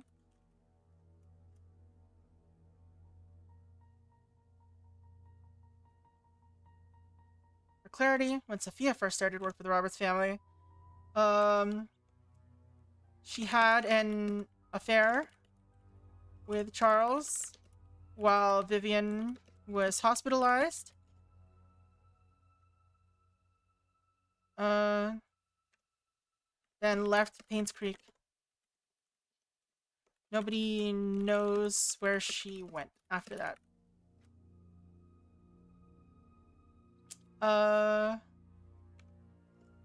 But Dorothy believes she started a new life.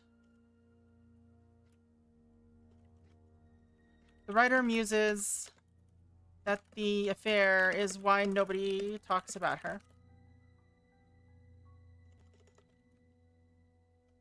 Thank God. Alright, we found a key, right?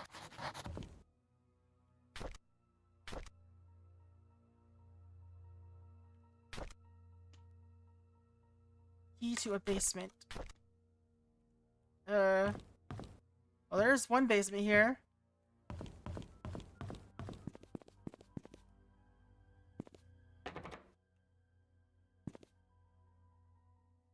Wait, maybe they mean the... No. What? I don't get it. What basement is this? This door doesn't have a lock on it. I can't use it. Or I can't unlock it. So it can't be this. What basement are we going to? Hello? Only basement I can think of is the... Oh, okay. There are a couple of basements. Robert's mansion could have a basement. There's also one basement that we know of in the hospital. But why would he have the key to the hospital basement? I'm gonna go check there first, because I don't know any basements in the mansion.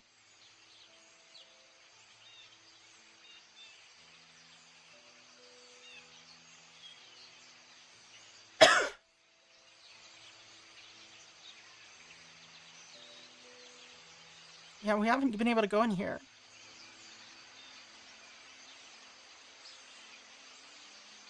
Have we?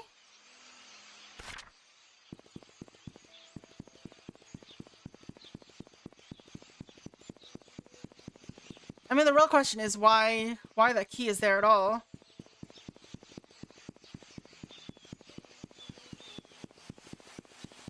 That's not a very helpful description, you know? Key to a basement? Maybe the cabin basement? Why would it be in there, though? Why would it be in that box? You know what? Let's go to the cabin first. I don't want to go into the... Like, the cabin makes more sense. I think. I just don't understand why it would be in that box.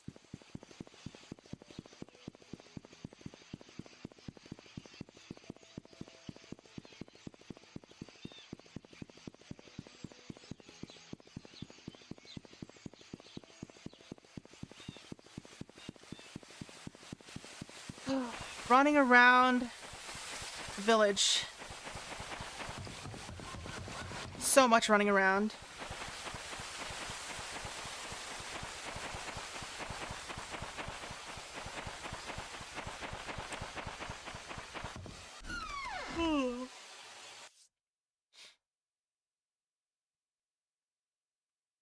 Alright, please be the key to this door. Yes, alright.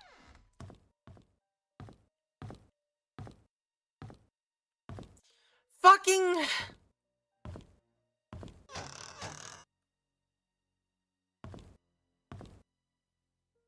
So many diaries. Is this the cabin where those talking vegetables and Baba Yaga reside? Perhaps. What is this? Oh, it's Clorox. Clorex. Is there really nothing in here except for this diary? I'm so done. Ugh. Alright. This is 1990. Okay. Scott, you need to stop fucking writing diaries, man.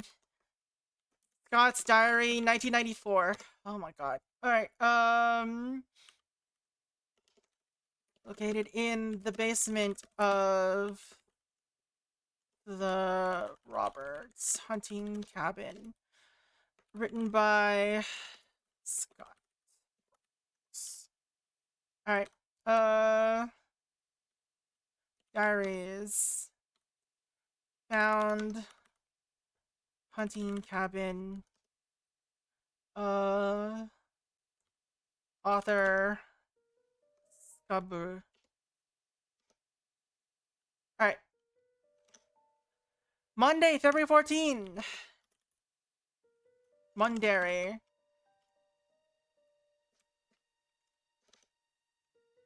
On Valentine's Day, Trisha gave me some chocolate. I've never had that brand before. I bet it must be expensive. I haven't finished making the music box. I hope that it would be her Valentine's Day present.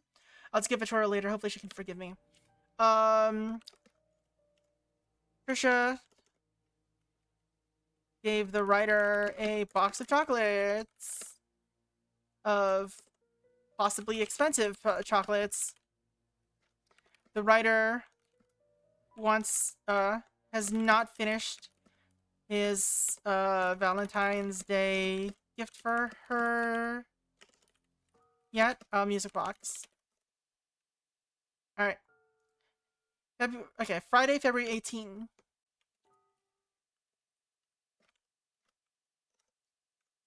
It's been quite some time since I last talked to Father Matthew. He's always asking how I'm doing after Sunday service, but I tend to ignore him whenever possible. I know it's wrong. I need to find a way to make amends with him. The writer has been avoiding Father Matthew, but wants to make amends. Tuesday, April 19, 1994.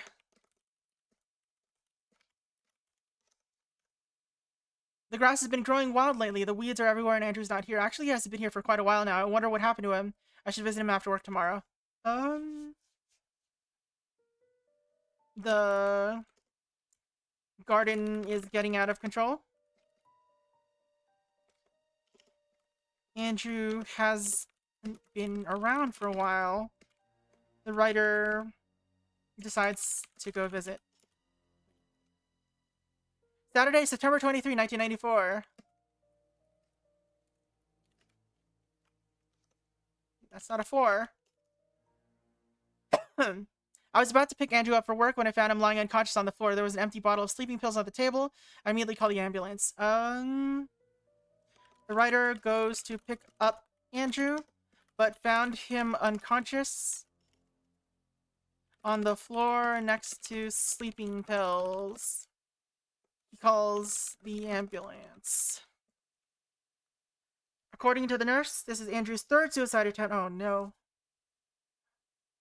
She's glad that I saved him in time. An hour later and he could have died. I know why Andrew would commit suicide. What I want to know is he must be lonely. He needs a friend. Alright, this is, according to the nurse, this is his 3rd attempt on his life. On his own life. The writer decides Andrew needs a friend.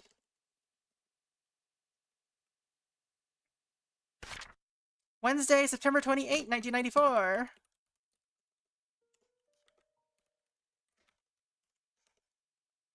I visited Andrew at the hospital today. He's out of ER and is recovering quite well. While I was cutting the fruits, he told me a story. Okay. The writer visits Andrew.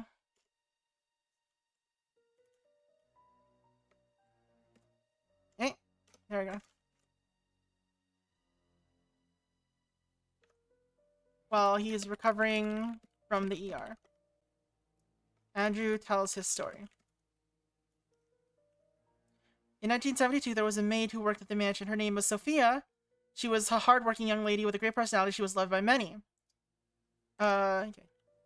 Andrew tells about Sophia and her affair with Charles. A child was born, and Vivian found out.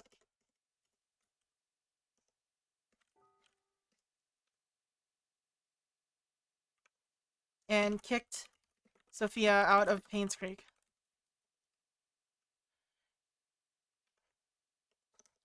On June 27? 26. 1975.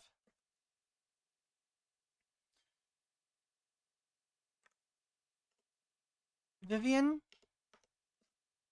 Dr. Johnson, and Andrew. I guess I don't need to do this with Vivian. Confronted Sophia.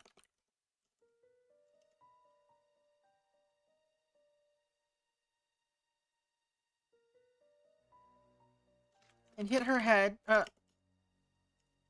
A fight broke out.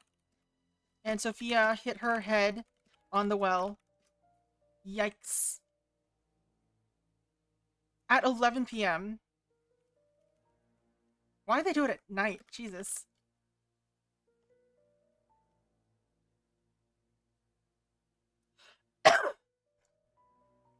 She died of a broken neck. Vivian then asked Andrew to take care of the body and her baby. Andrew did what he had to do to protect Vivian. After that night, they vowed never to tell anyone about the incident. Let's see.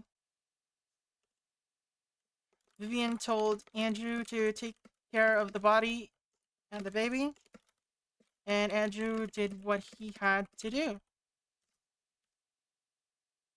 After that night, they vowed never to tell anyone about the incident. The writer asked Andrew what the name of the baby was, and he said Vincent, which is a name that has popped up already before. How do I fucking...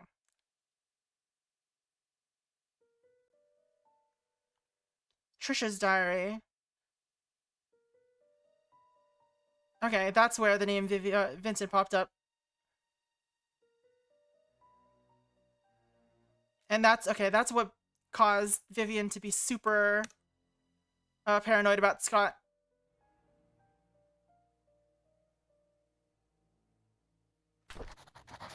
There's nothing else in here, though. Where are the tools at? Give me my tools.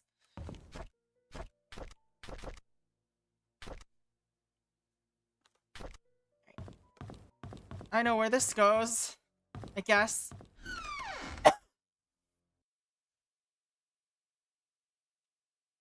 Alright, so we've had a photo earlier.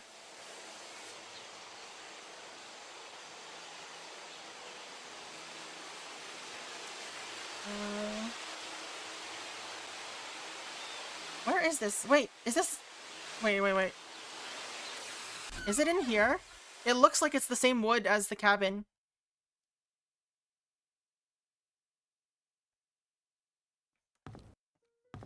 But I couldn't find anything that looks like that, so... Or I didn't notice anything that looks like that. There it is.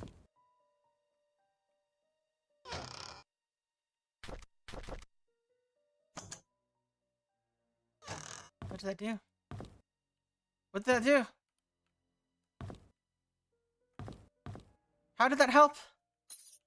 Oh, there you go. Oh, hidden room! Hidden room, let's... Oh. Alright, let's go. Hidden room in the cabin. Let's see. This is a location. Found... Alright, this is in cabin. How did he install this room? I guess he's a carpenter, so he can do stuff like that, so, apparently. Alright.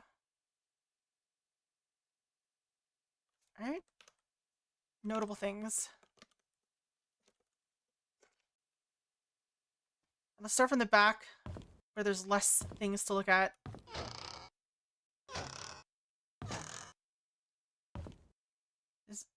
He got a little, like, wooden bed here for some reason.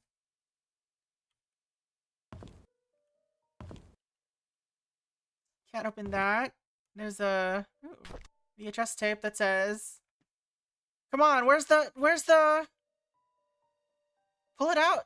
I want to see what the name of the video is.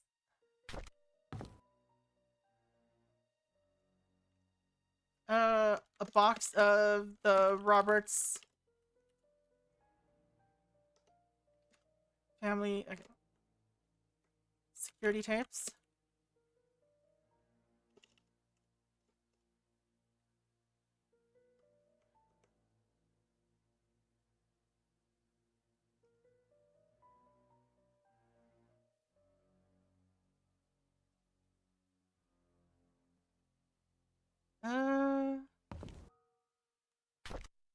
Radio.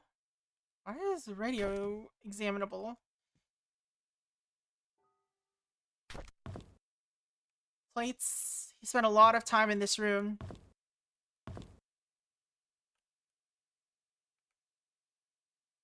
There's a key here.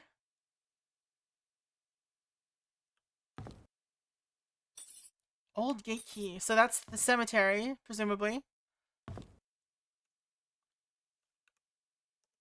In old gate key.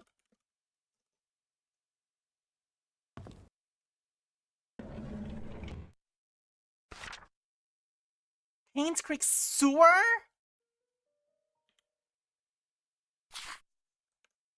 A map of the Painscreek sewer system.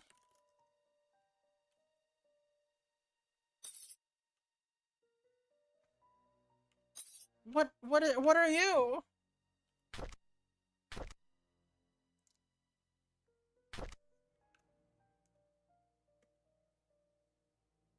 Along with a key.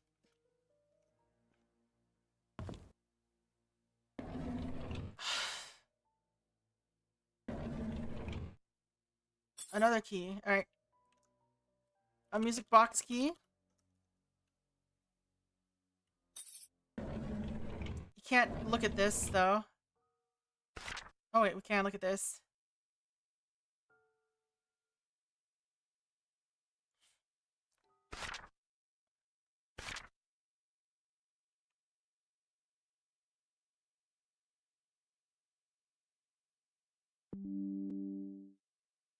A photo of a woman holding a baby in the My Baby Boy blanket.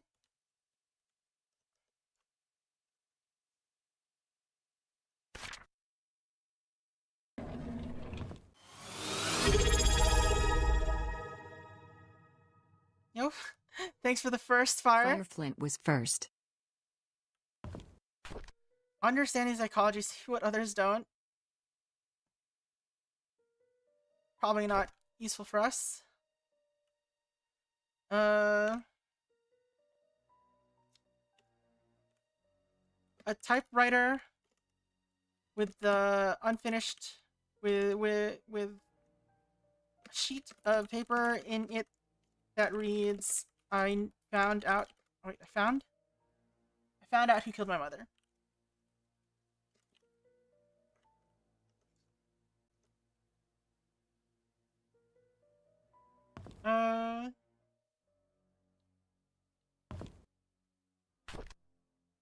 Why was she killed?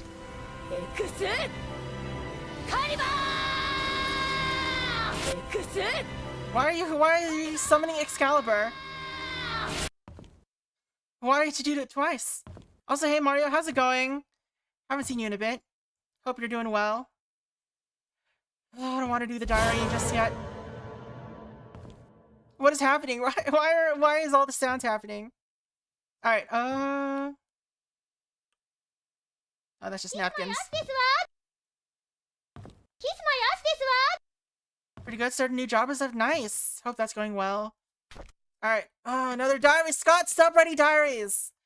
Okay, Scott's diary 1995.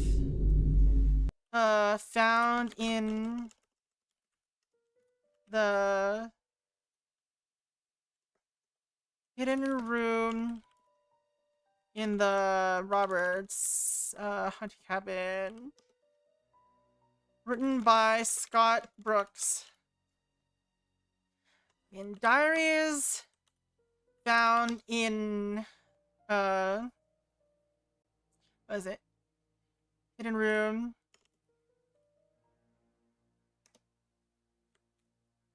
Author Scott Brooks. How many diaries have you written, my man? Where's my refresh button? You got 6 whole diary entries in this game. Always look when you're doing your work. Nice. Alright, written by Scott Brooks. Okay. Monday, February 13, 1995. I realized who I'm from the moment I saw the photo. I have the exact same blanket. I know who my father is. Everything makes sense now. The writer recognizes the blanket from the photo. Where did you get the photo anyway?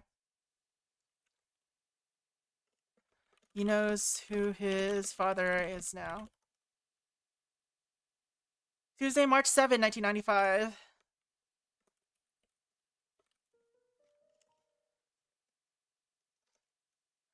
I visited Andrew today.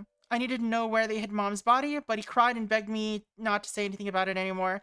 There was no room for whatever questions I had left. I then told him I'm the boy he gave Father Calvin to get rid of. He was utterly shocked. After that I left. I could not bear to look at him for another second.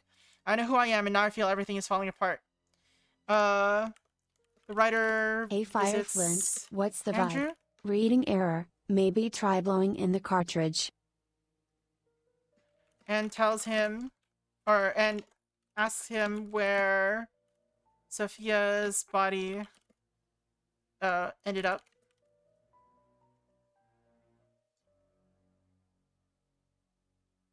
There was no room for whatever questions I had left. I told, okay. The writer tells Andrew that he was Vincent. After that, I left. Could not bear to look at him for another second. Okay.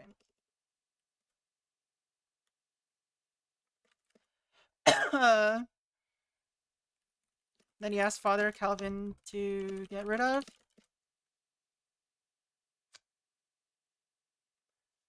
The writer feels everything is falling apart. Can you get a hug? Let's see. Monday, April 3, 1995. I'm cold. I'm gonna ignore the hug. Alright, let's see. Andrew came to the cabin and told me where the body was hidden. He said he was sorry and left. Externally, I was quiet. Internally, I was sputtering and livid.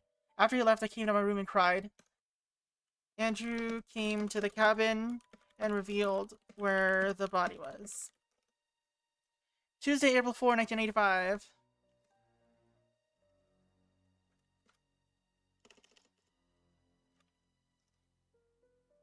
The well had dried up and was covered in moss. I wouldn't even have known that the well even existed if I didn't work at the mansion.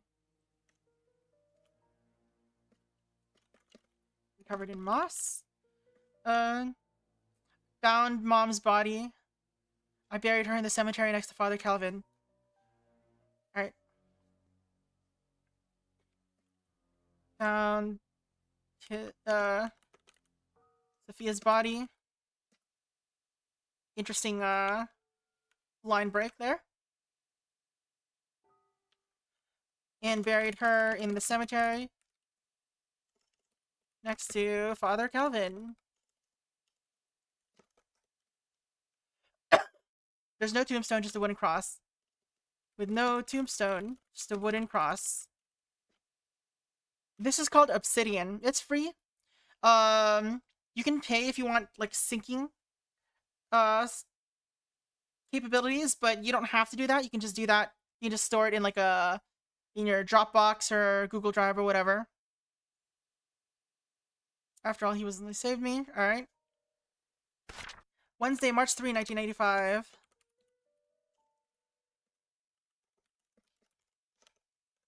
But it lets you like link to your own notes, like your Wikipedia and stuff like that. And it's neat. It's pretty useful for like games like this. A month has passed. I haven't worked since and have stopped meeting anyone. Trisha knocks on my door every day, but I would hide each time. She cries every time, begging me to come out, anxious to know why I won't see her if she's done anything wrong. I don't know what to say to her, but I know we cannot be together anymore. Yeah, you're kind of half related. Let's see. The writer has stopped working and meeting anyone. Trisha comes to knock on the door every day, but the writer refuses to see her. They can't. How much is the add-on for the note-taking angel? That's not available right now. They can't. The writer knows they can't be together anymore. All right. Saturday, March 13, 1995. I really want to chug jug with you. Father Matthew visited me today. He said that he hasn't seen me at church for a while, that no one has heard from me in weeks. When he asked how I was doing, I began crying. The tears just flowed down my cheeks. I cried and I cried. I just couldn't stop them. I told him everything. I told him that I know that Charles is my father. I confessed that I now knew that Trisha was my half-sister. I said I didn't want know what to do. He listened and didn't speak.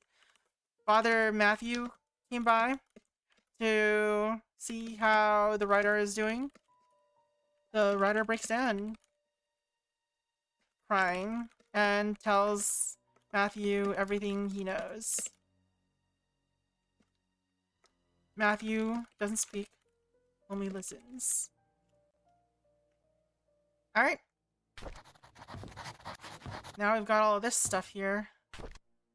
Hidden room in the cavern. Notable things. The murder board.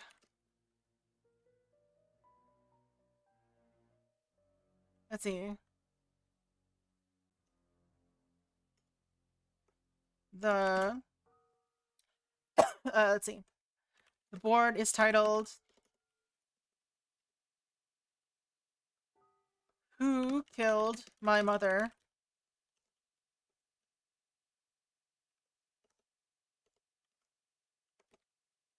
Magdalene. It's crossed out.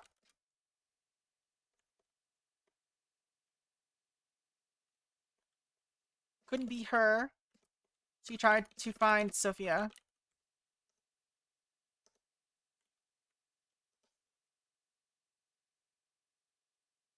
Charles.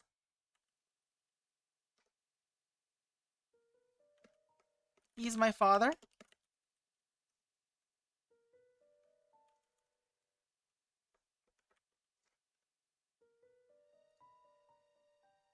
Vivian. Charles's wife. Bernard, mansion butler.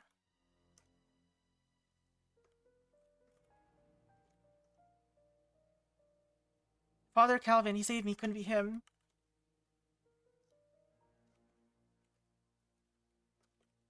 I mean, it could still be him, but, you know.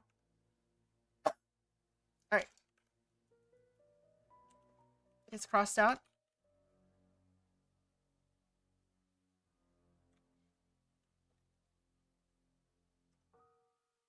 It's crossed out. In Indonesia at the time. It's fine, you don't need to worry about it. You can chill if you want.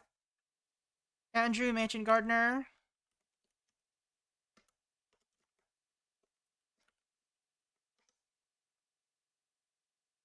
Wanda, maidservant, Derek's mom.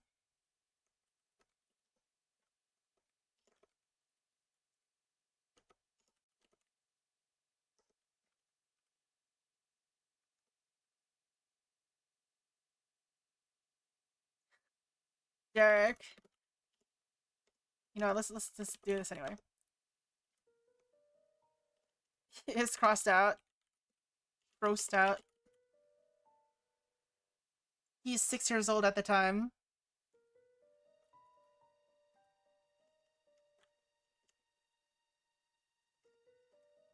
He's 6 years old at that time. Don't know why I had so much trouble typing that. Dr. Johnson. He killed Magdalene.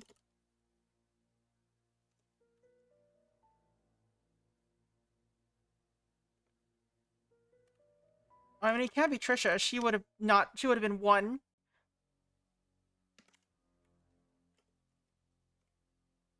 No note. Dorothy. She is crossed out. She loved and took care of Sophia when she was pregnant.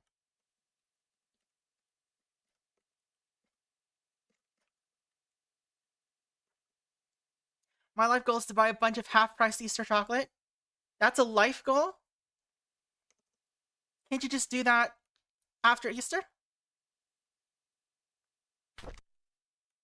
Alright, so we've got some new keys.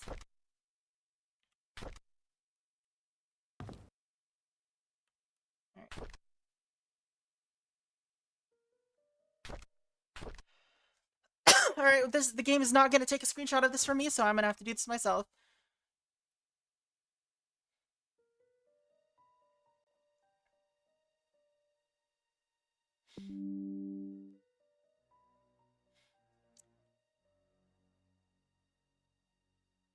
Is the murder board map.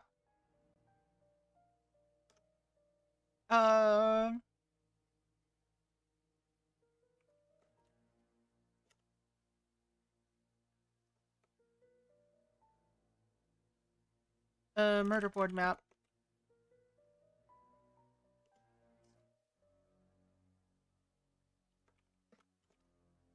Places of interest.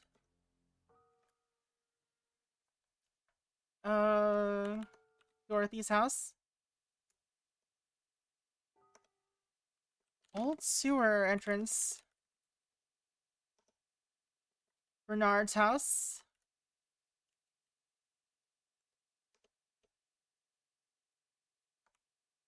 Tyler's house.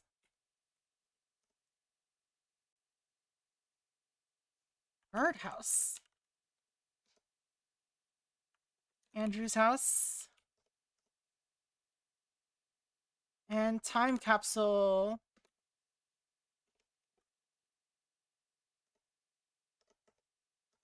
Alright. So, I've also got some keys. Old mansion gate key. Seems unused for a long time. Mansion gate key. Do I know any locked gates in the mansion?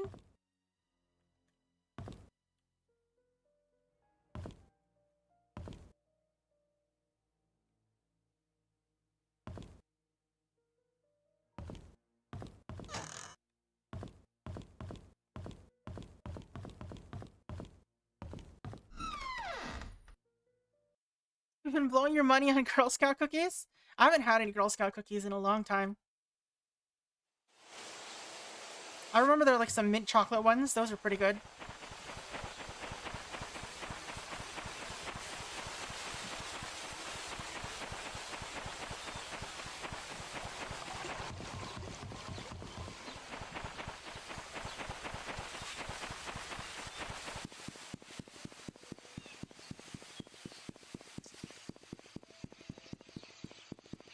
Old mansion gate key. What could this be for? The trefoils are my one weakness when it comes to Girl Scout cookies. I don't know what those are. I've heard of them, I just don't know what they are specifically. I can make a box of those last a whole evening.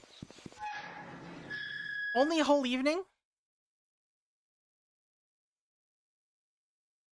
I used to be able to go through like an entire package of Oreos, and now it's like, oh no. 5 cookies? That's way too much.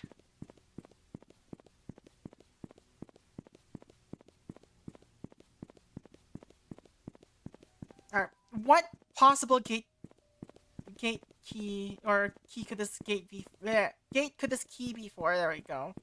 I can speak English. Oh wait, I remember now.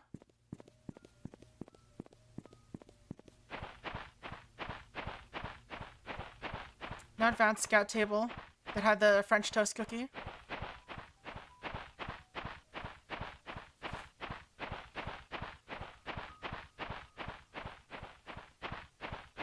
Where is it? I know you're here. There it is.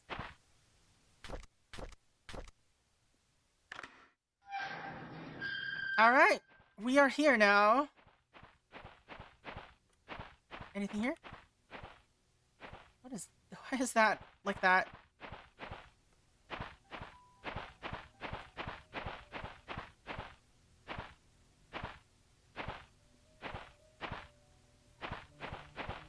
Alright, so this is where the well is, I assume?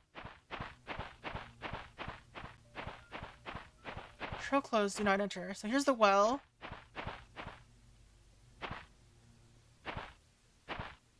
Alright, I guess we're going down.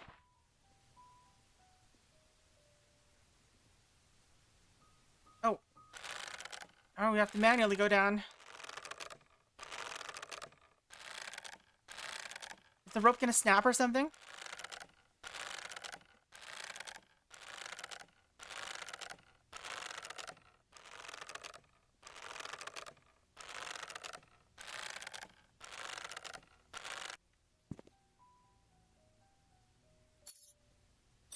Alright, there's a locket in here.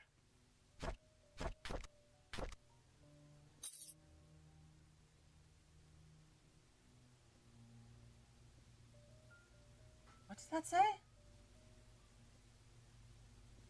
M to S? 80526? I don't know what this means.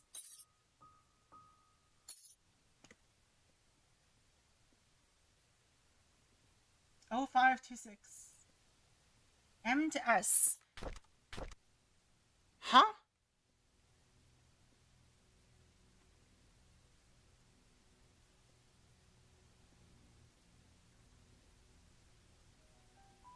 This is where Samara lives, yeah. Or Sadako if you're from Japan.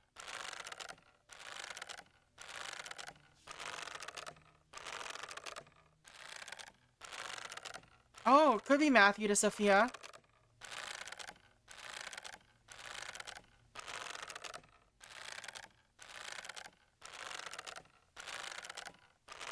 Now, Matthew introduced Sophia as his, like, cousin at some point.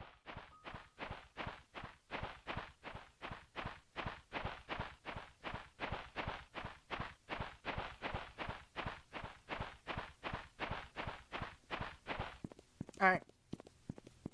Might as well go to the church, I guess. Just running around town.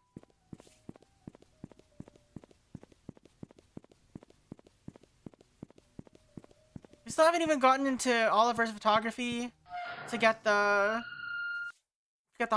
tools. How big is this game?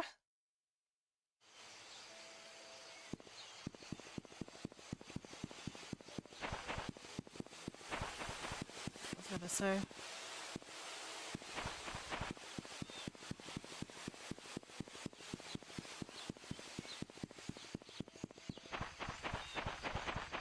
The game just keeps going.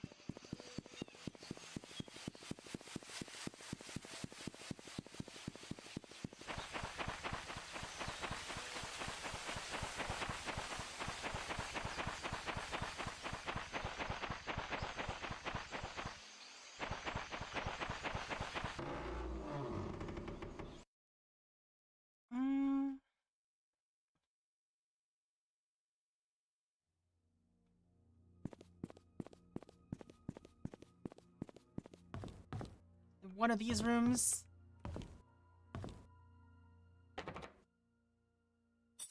No, this is 6 digits.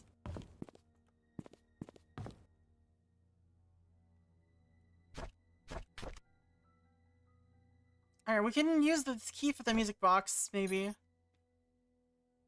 0526.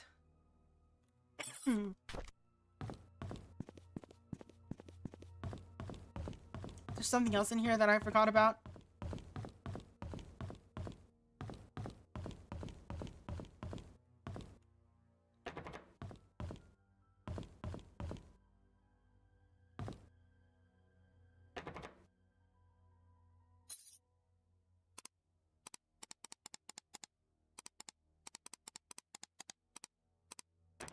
I hope it's not that.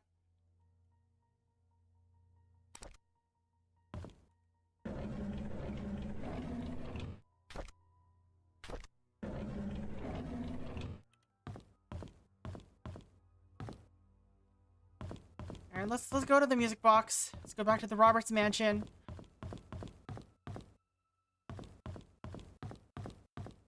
This game needs fast travel. That's the main thing missing, I think. Because we just keep going between the same places over and over, but they're like on opposite ends of town. An ATV.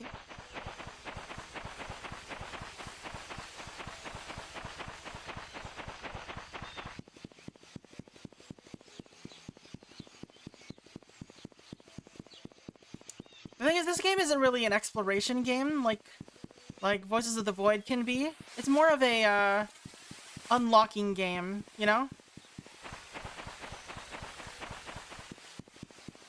unlock more, but each key only opens one door. So it's not like a Metroidvania where finding a new key gives you new things to look at, or like a lot of new things to look at. You only find one new area to look at, which can in turn have more keys, but still, it's a key hunt. That's why you're Scooby-Doo. You have a van for travel. Where's Trisha's room?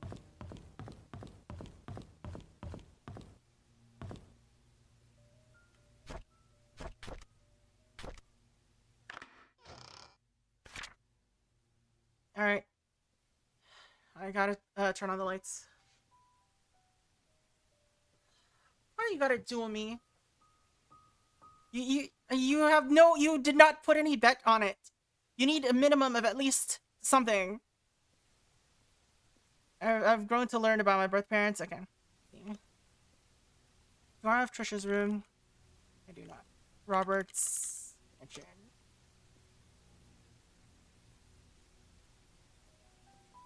A letter from Scott in the music box in Trisha's room.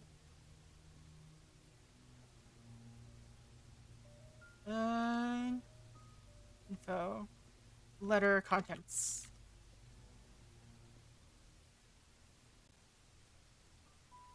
Alright. I've grown to learn about my birth parents. I feel as if a great veil has been lifted from my eyes. I don't understand why Father Matthew was against us seeing each other. He was right. We shouldn't be together.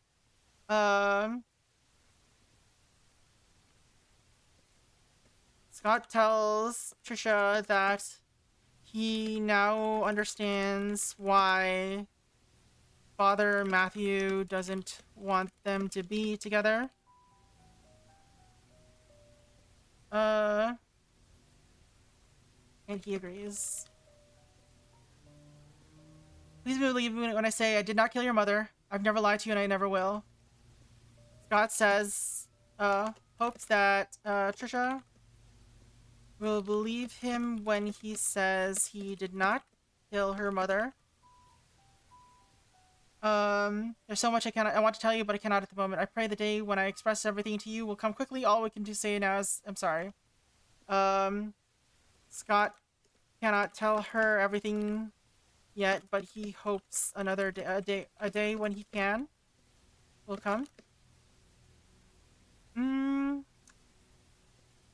And he apologizes. Alright, does anything else happen? Is there anything else here that I need to worry about? Nothing. There's nothing else in here. That's it? Come on. That's info I basically already knew. No keys or anything? Huh?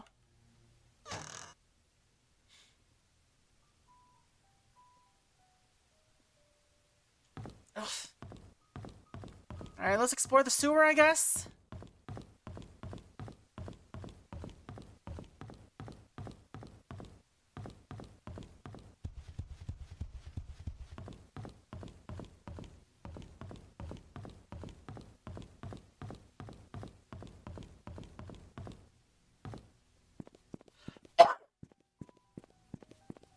Alright.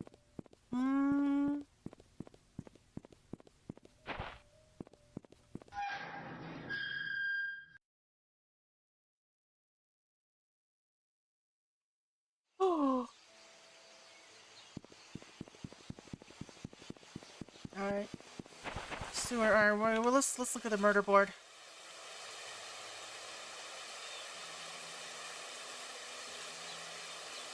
Alright. Sewer entrance is here.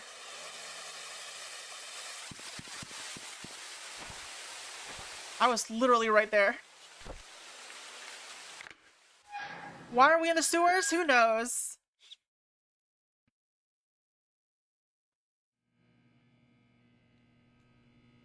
Oh my god. Sewer map.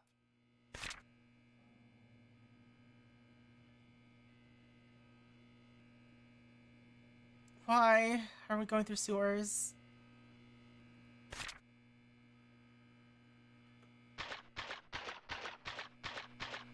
Why does this game have a sewer level? I don't understand.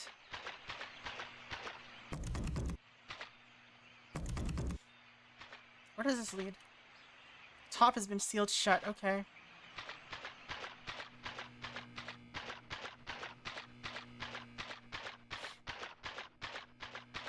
Hello, Rush Edits and Gaming. How's it going?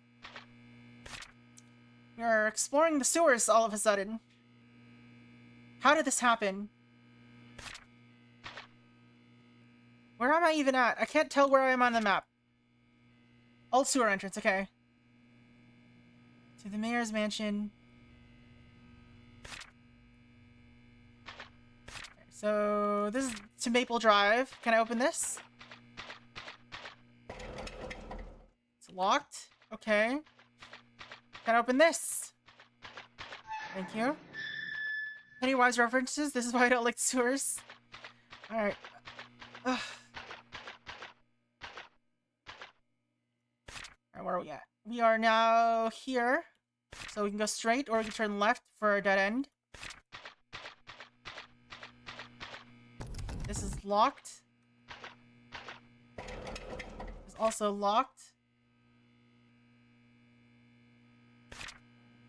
To Farmer's Market.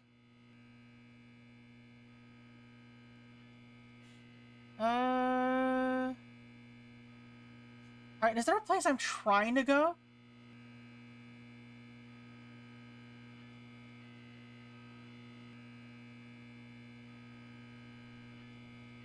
Like, I'm not sure where it's trying to get me to go.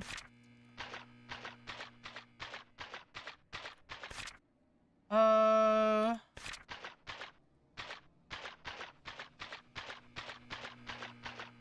we're at this corner now. Let's just keep going this way first.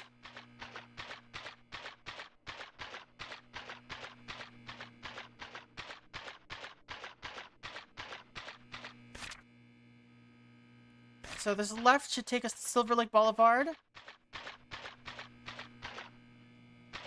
What do you mean to Silver Lake Boulevard? There's nothing here. Sure hope I don't have to like look around stuff here.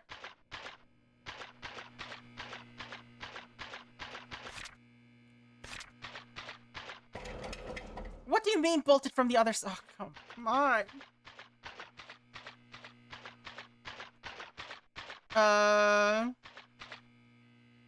Thrusts. Thrust. I'm guessing it's thrust. No, it's not T. Never mind. Crap.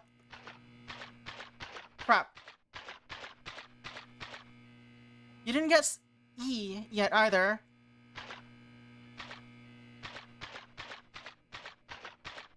Is there any monsters? I don't think there's any monsters. This is more of a mystery game than like a horror game, so...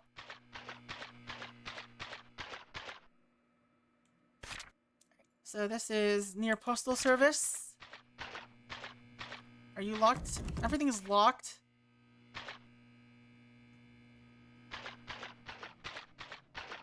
Why Europe? It's sprung.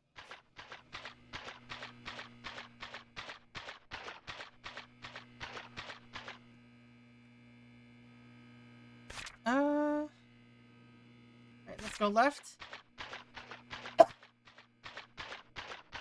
Locked. Locked.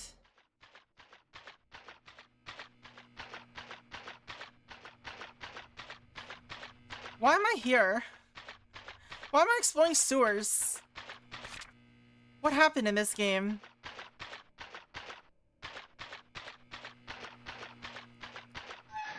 Well, we can go here.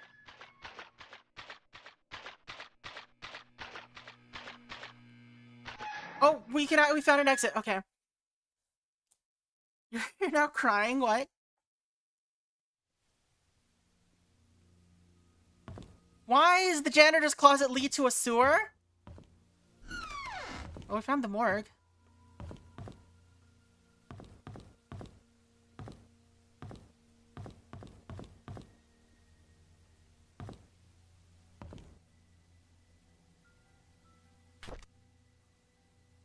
BH? briefcase key. Stephen Moss driver's license. Alright. Hospital. You know what? Let's make a new page for this. Painscreek Hospital basement. This is a location. In... Come on. Painscreek Hospital. Right. Notable things. There is a, Stephen Moss's wallet and driving license. Another notebook? Because of course there is! This game, man. Alright. Let's see. A room key with initials. A room key with initials BH. Do we know any H's? Do we know any people? Oh, I'm gonna go check people. Bernard Hopkins. Let's do that.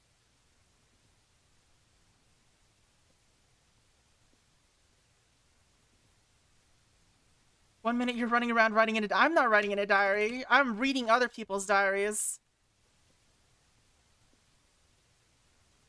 Let's see. A briefcase key.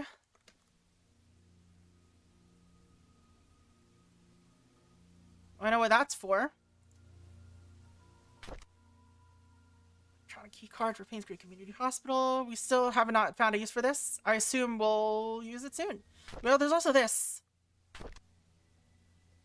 Don't know what this is for yet. There's so many things that we haven't done yet. I swear to God. How big is this game? Alright, time to read this notepad.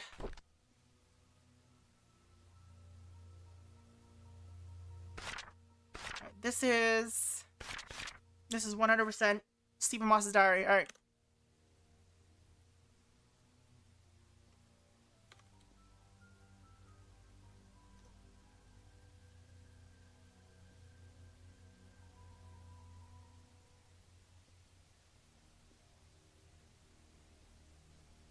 Stephen's Diary 2 Electric Boogaloo.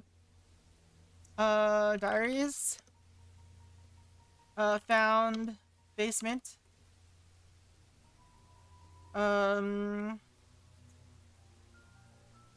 Author is Stephen Moss. In the Painscreek Hospital basement. Written by Stephen Moss. Alright. April 16, 1997.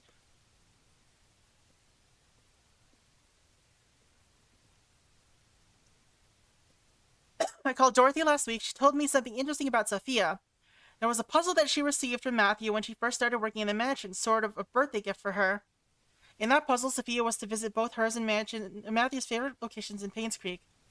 In each location lies a clue that Matthew had written on the wall of the building exterior. The clues when put together will point to her location of her gift. I thought that was a neat idea. Alright. The writer called Dorothy last week, and she told him about, told him an interesting thing about Sophia. Okay. Matthew had given her a puzzle that could be solved by going to their favorite places and putting together clues written on the building exteriors.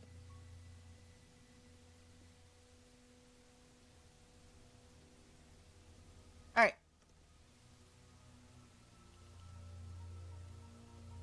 So, quote. Sophia's favorite places.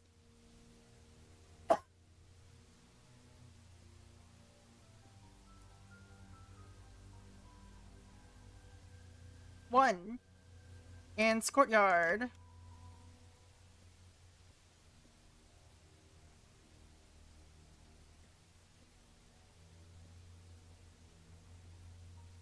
And we're gonna rename this so that it has a dash. That's not a dash.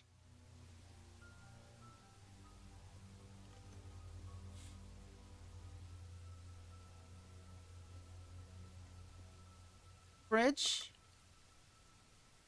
Over the stream by the gate entrance.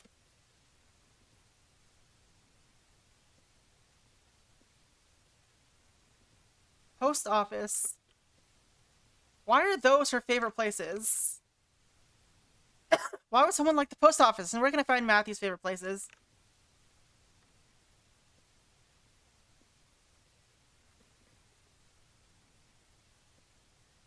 Where can we find Matthew's favorite places?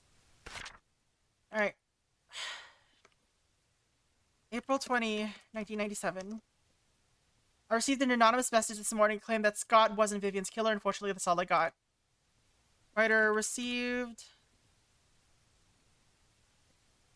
an anonymous, of course, an anonymous letter saying that Scott was not the killer.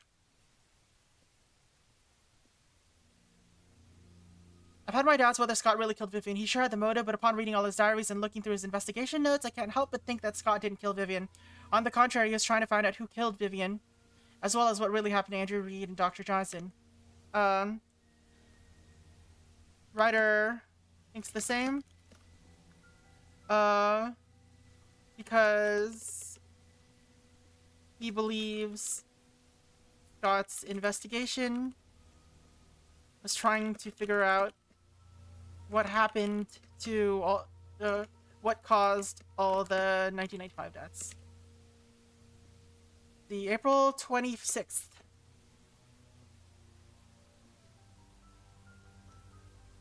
I still don't know if this anonymous person is a man or a woman, but they've helped solidify my thoughts on Scott. Doesn't know if the anonymous tipper is a man or a woman. That's it. They've helped solidify the writer's thoughts on Scott.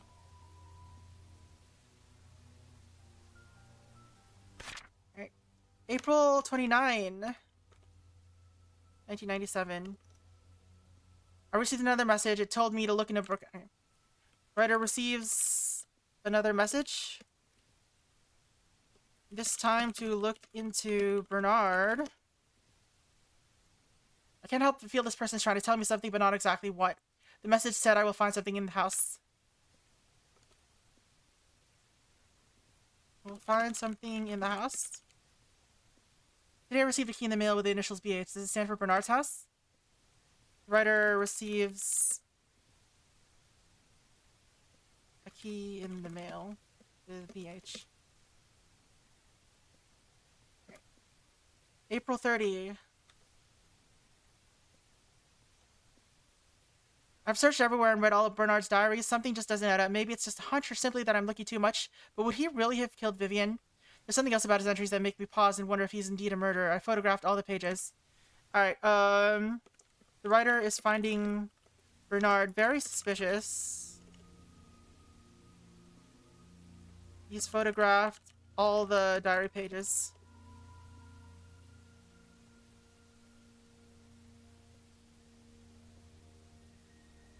Because, I mean, we know why. Alright. And we also just keep copies of diaries anyway, so we don't have to worry too much about keeping incredibly proper notes for the diaries. I like how I can turn off the flashlight for zero reason. Like, it's not like there's battery.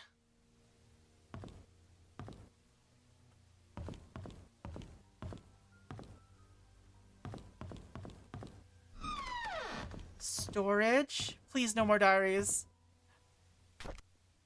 Got a hammer! Let's freaking go!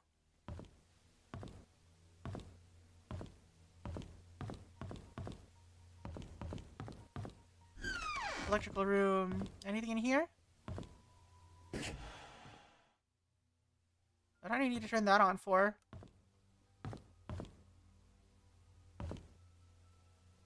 Huh?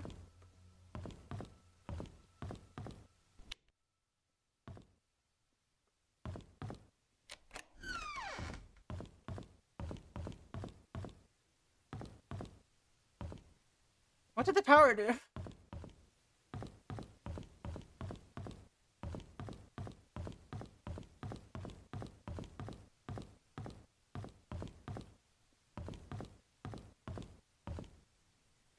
I still don't know what to do the examination or the key card for. I still don't know what the key card is for. English. Have I heard of it? I guess it's gotta be important for something, but... Hello? Medical record room. Somehow I never picked this up.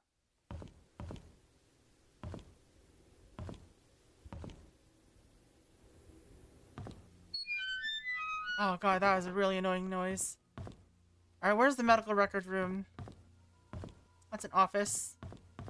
Emergency center.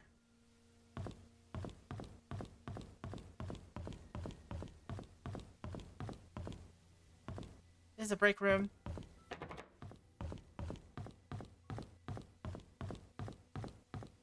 Exam room. Room 101. Exam room. Storage. Medical records.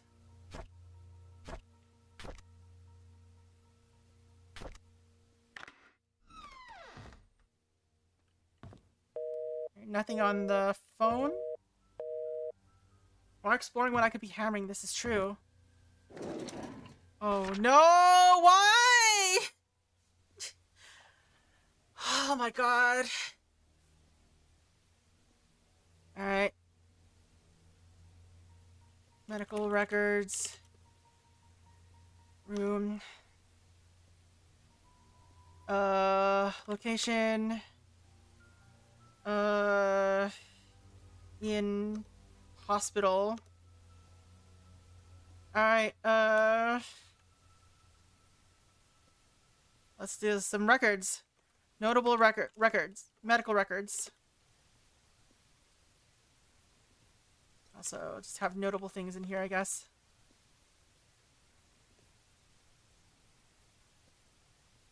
Alright. Patient report. Raymond Brown. Patient report.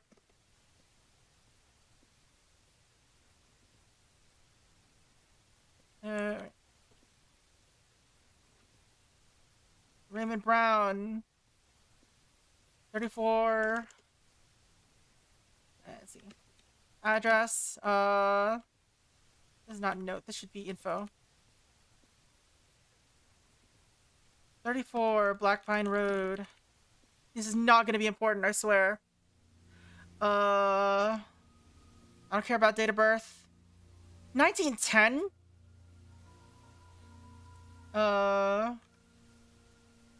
Heart disease. Relies heavily on medication and appropriate care to not die.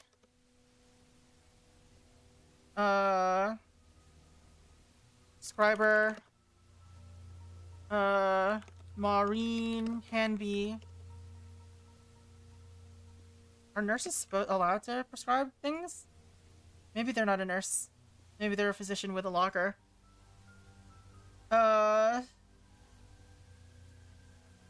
7 Pebble Lane.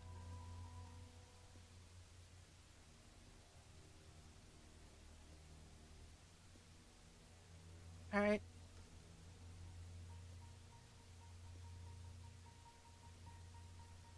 Oh my god. Why are there so many pages?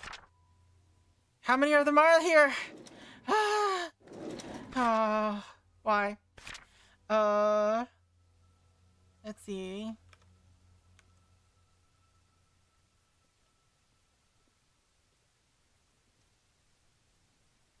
Eastway Insurance.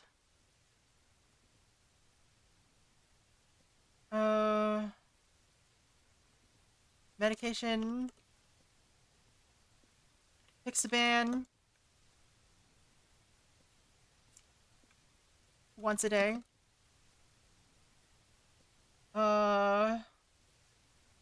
Prescriber. Jeff Schneider.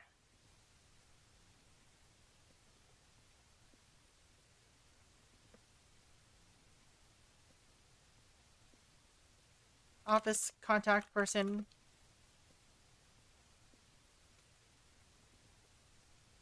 Cheryl, I think it was. Okay, another page. Why is there so much? This is still Raymond Brown.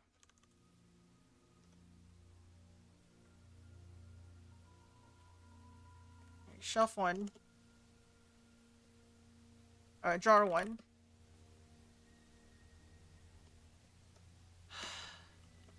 Raymond Brown. This is also Raymond Brown.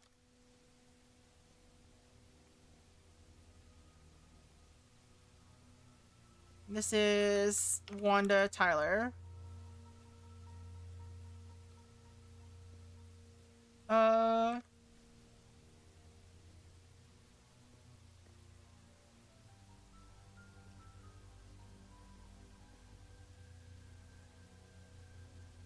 Let's see.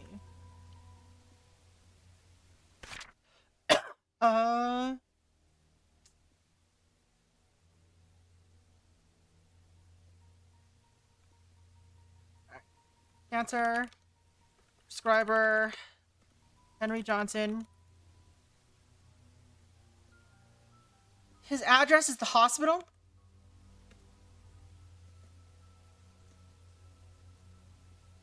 Family physician.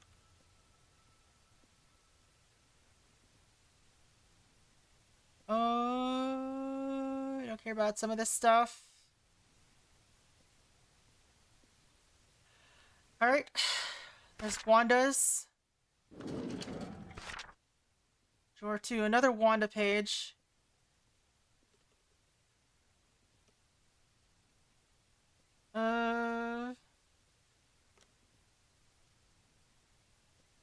Info. You know what? Let's add the plus here. No.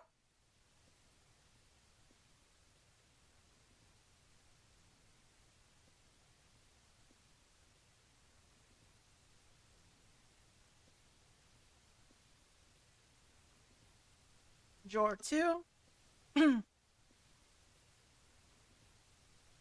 Alright. Wanda Tyler.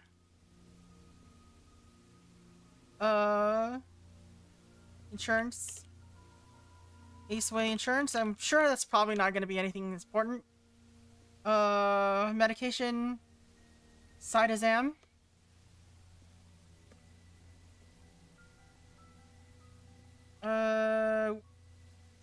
Let's see. Prescriber. Henry Johnson again.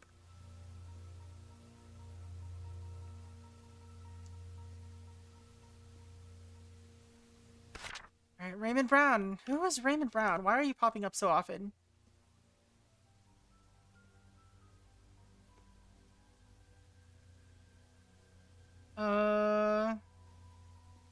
Medication.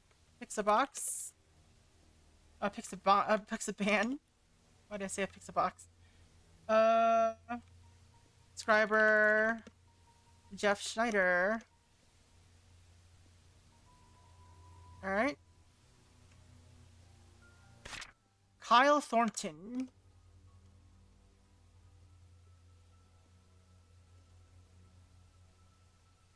Have I heard that name before? No. Have I? We have not. Alright.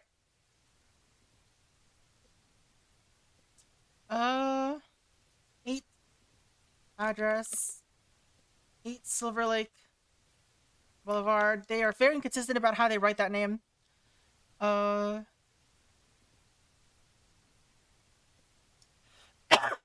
cannot read that. Simvastatin.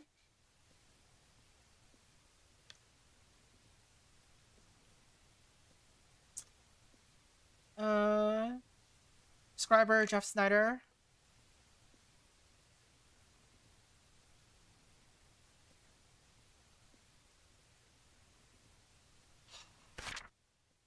There are 8 of these. Okay, they're empty. Oh my god. Alright. Info. Drawer 4. Bonnie Ramsey.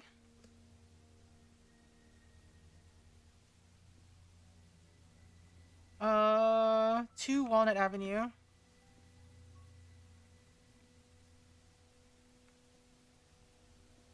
Simvastatin makes you healthy like a lion. Maybe I'm a lion. Cormax Insurance. For all those core gains. Harem Dopril. Brimdopril. Prescriber Albert Rhodes.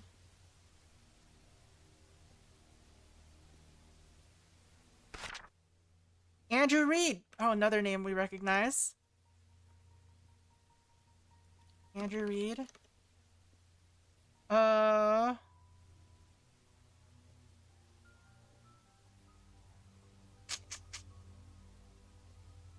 Let's see. 7 Black Pine Road.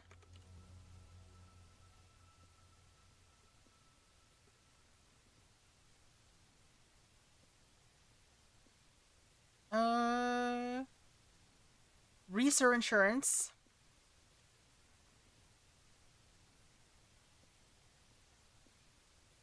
Apracolam. Aprazolum.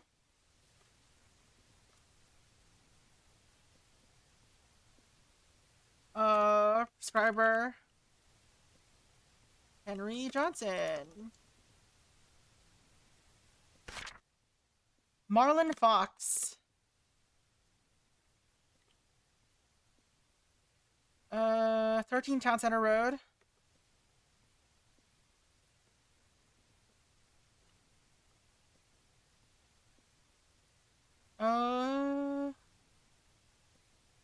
Feld Insurance? Zeld Insurance? I guess it's Zeld Insurance?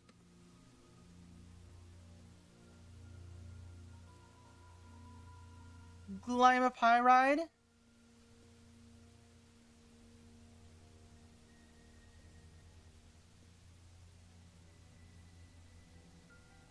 This person's writing is unreadable.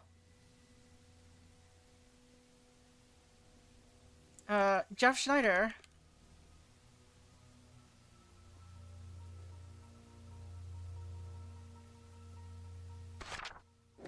Oh my god, there's still more? Okay. That one's empty. That one is not empty. God. Okay. Info. Door 5. Kyle Thornton again.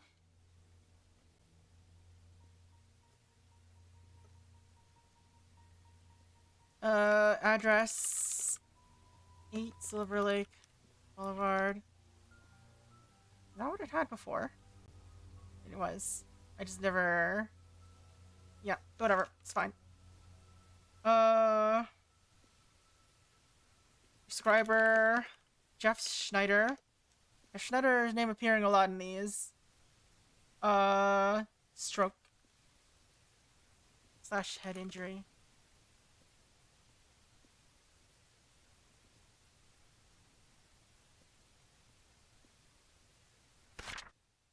Marlon Fox again.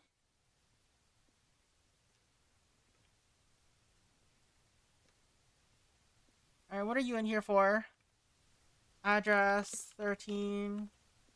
Whatever. Town Center Road. Diabetes. Less hypo?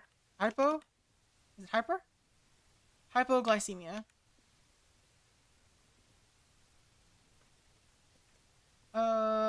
Prescriber. Jeff Schneider.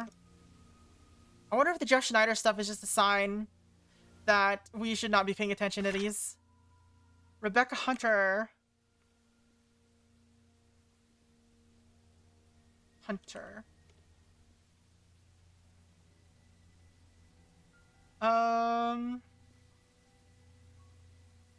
Seizure. Blackout. Address. 22 Black Pine Road.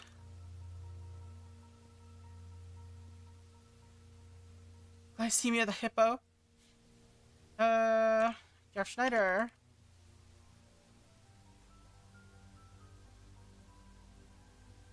Alright, so this is jar 5. Jar 6 had something different.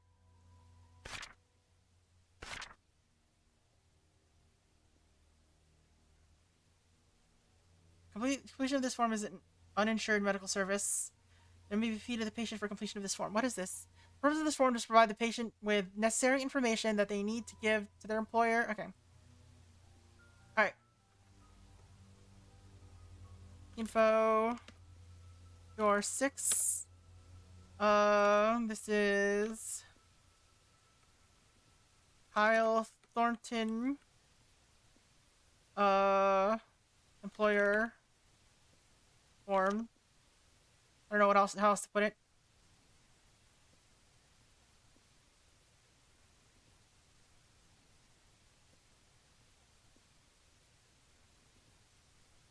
Let's see. I saw Kyle Thornton on blah blah blah. Date of injury or illness. Blah blah blah. Permanent. My examination of the patient and my okay.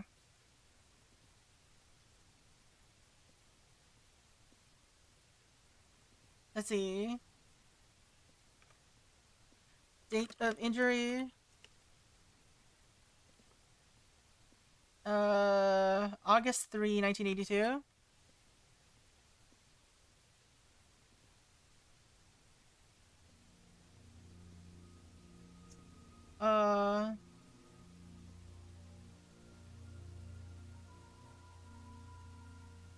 Permanent restrictions.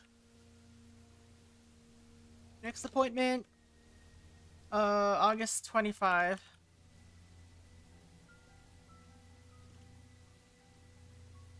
Physician Jeff Schneider. How many are in this? Okay, there's only 2. Andrew Reed.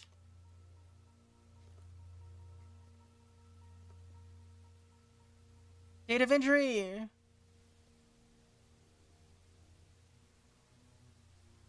September 23, 1995? 94. Do we know that date? It's not permanent. Okay, it's temporary. 2 to 4 weeks.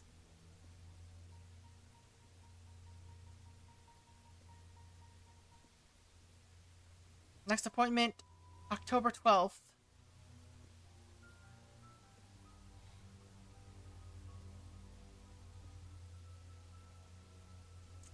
Information provided by the patient. My examination fee, blah blah blah. Physician. Henry Johnson. Yay. Alright, so this one's empty. So jar 7 has the last thing.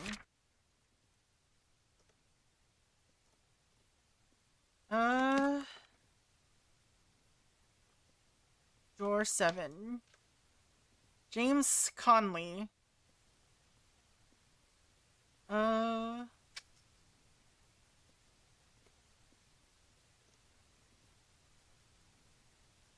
Clover Street.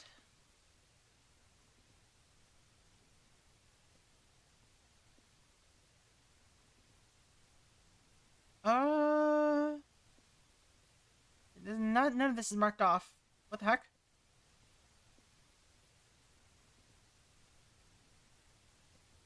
There's nothing marked there.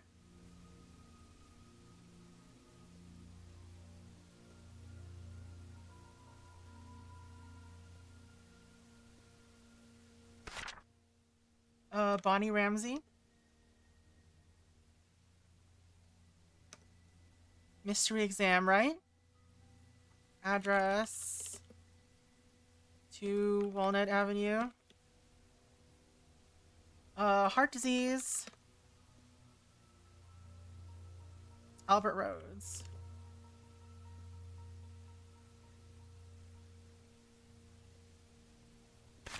Andrew Reed.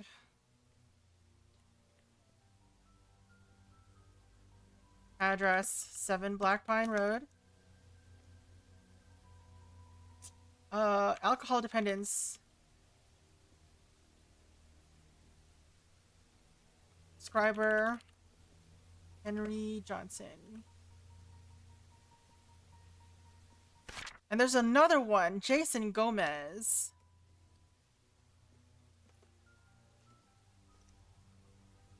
34 Black Pine Road.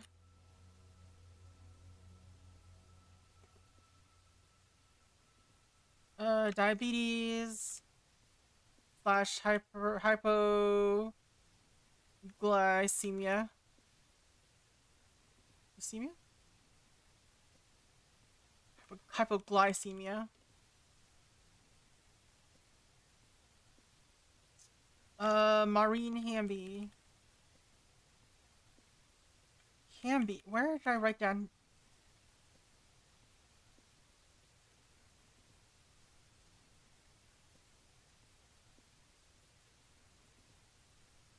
It should be Hamby.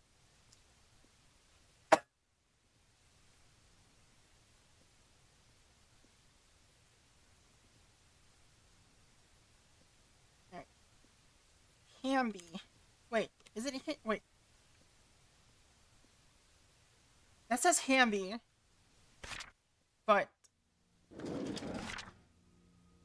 Okay, yeah, it is Hamby. Alright, I just miswrote it the first time.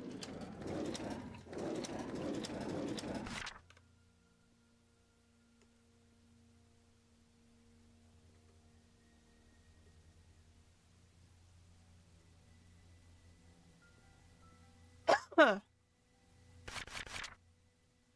Don't think there's anything else with that. Alright, cool.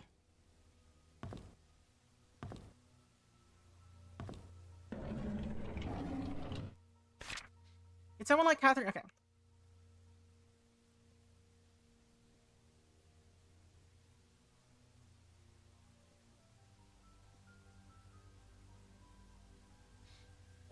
A note in the desk.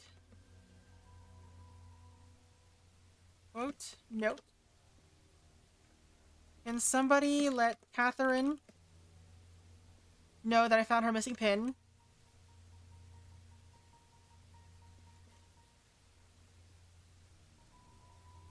And I placed it in one of the drawers in the lobby. She's wondering, I found it in basement storage.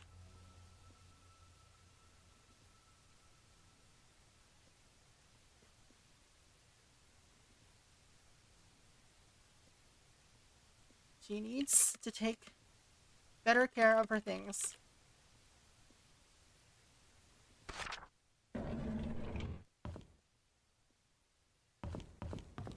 Why would a pin matter? Hello again, Miss Roberts. How are you doing? What should we talk about today? The nurses have notified me that you haven't been eating your meals. Is there something wrong with the food? We know that currently this is a rough time for you. Your father has been asking for you. I guess it's not a... He wants to know if he can talk to you. First of all, I need to rename this. This is voice messages. Or rather, voice recordings.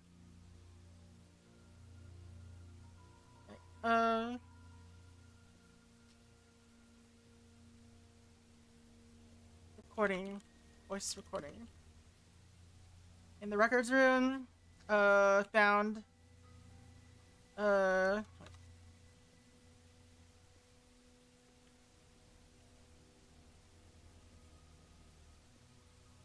else is this about? About Mrs. Roberts.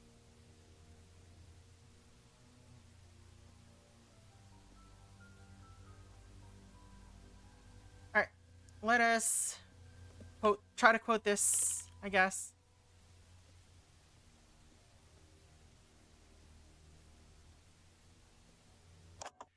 Hello again, Miss Roberts. How are you doing? What should we talk about today? The nurses have notified me that you haven't been eating your meals. Is there something wrong with the food? We know that currently this is a rough time for you. Your father has been asking for you. Oh. He wants to know if he can talk to you.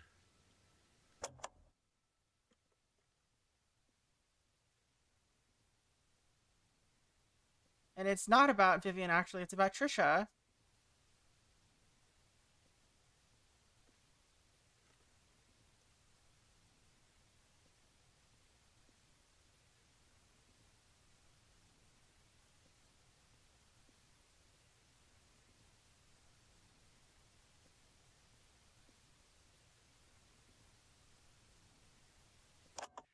Hello again, Miss Roberts. How are you doing?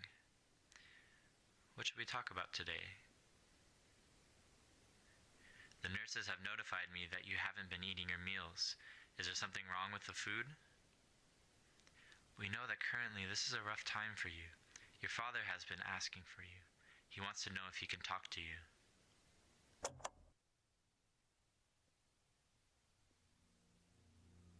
Alright. So nothing new here. Lobby? Where?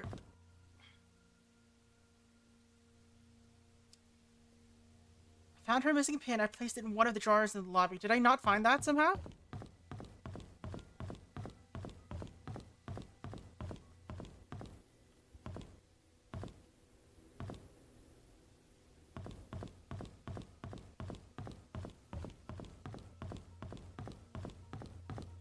Is this what they mean by lobby?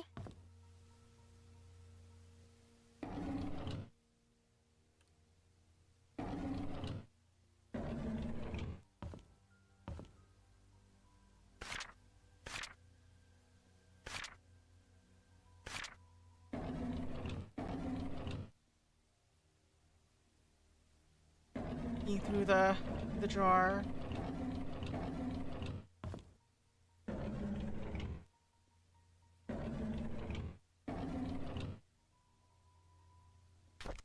Oh, this is what the pin they were talking about? I thought it was like a pin. 1964.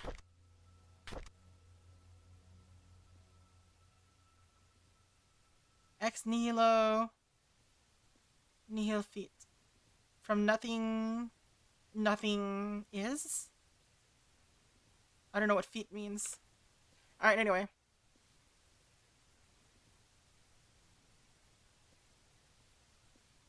A pin for... What was it for again? For Maureen? Or Catherine? Catherine's pin, which has the number... Or the year... 1964 written. I'm not fluent in Latin. Nihilo... Nihil...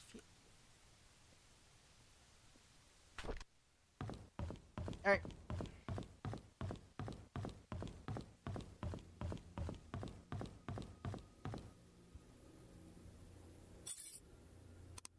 What could possibly be in here that could be useful to us? A diary! Of course. Oh god, it's so small! Oh god. Always freaking diary. Freaking always. Oh my god. Alright, Catherine's logbook.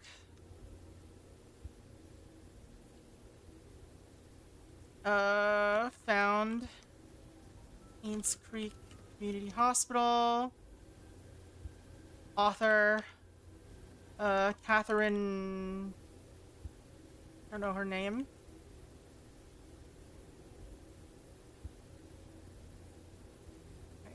found in Catherine's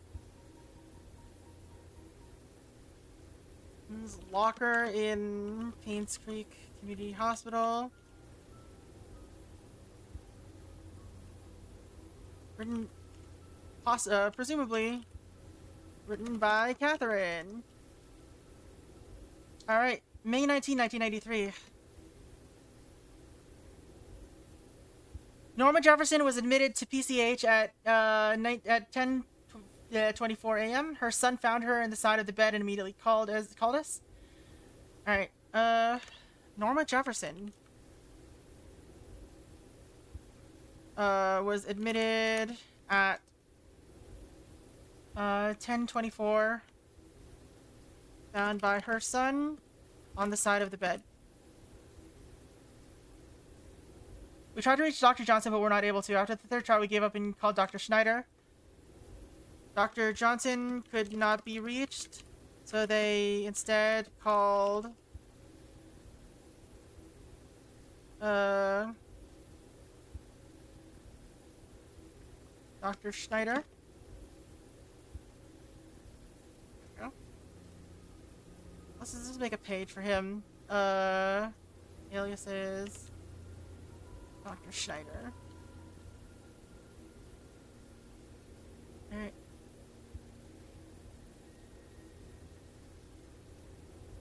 Who was not supposed to be on duty. Third time that we failed to reach Dr. Johnson. He's never been unreachable. Okay. Third time Johnson has been unreachable. June 4, 1993.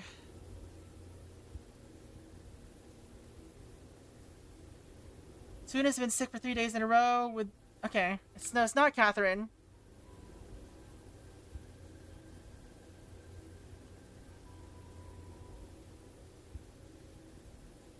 Susan has been sick 3 days in a row.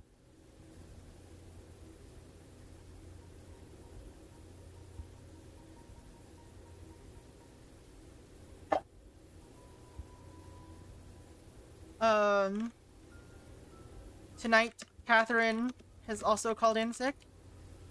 The staff is shorthanded. The writer agrees to do double shifts this weekend. Who is this writer? June 20, 1993. Why is the writer's logbook in Catherine's locker? It is unfortunate that 8-year-old Timothy Scott drowned. Alright. Old Timothy Scott drowned. Rumor was that he was trying to retrieve his toy and lost his grip. He was alone while everyone else were playing in the playground. His body was found 3 hours later in the river near the hunting cabin. Oops.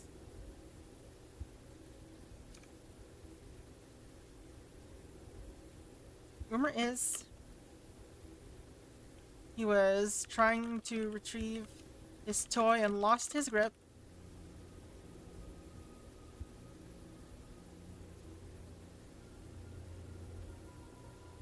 While he was alone and everyone else was at the playground, he turned up his body, turned up at the hunting cabin 3 hours later.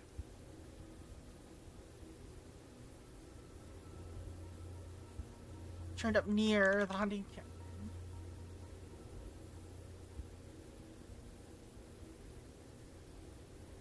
June 26, 1993. I was at the end of the hallway when I saw a young lady standing outside Dr. Johnson's office. Alright.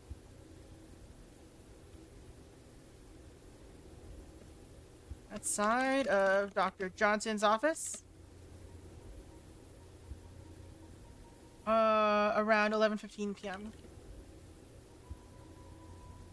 I called out to her, she turned to me and probably walked away. I couldn't be exactly sure, but I thought she looked drenched. I looked out the window, it wasn't raining. The writer called out to her, but the lady walked away. She looked drenched.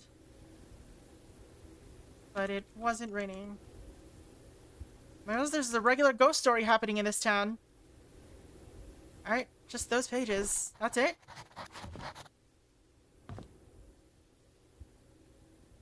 Where is Dr. Johnson's office anyway? Oh, it's this.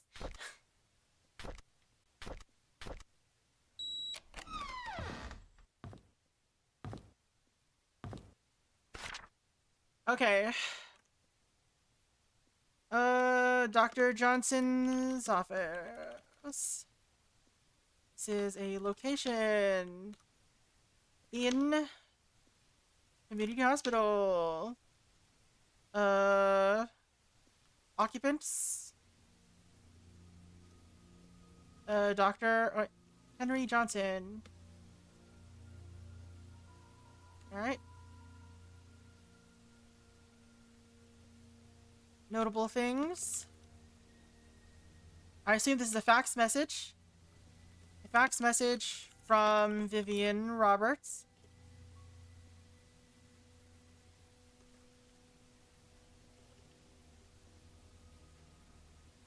Message.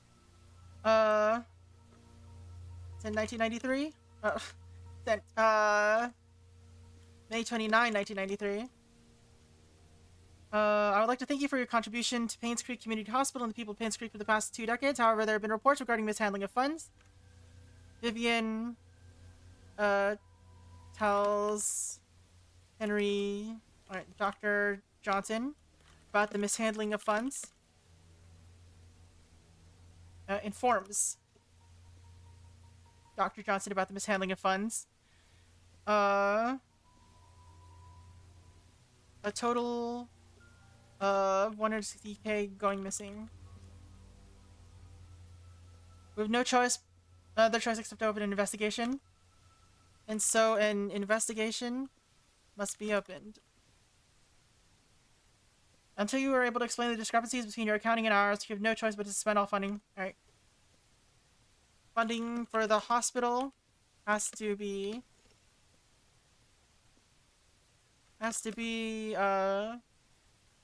paused until Dr. Johnson can explain the discrepancy.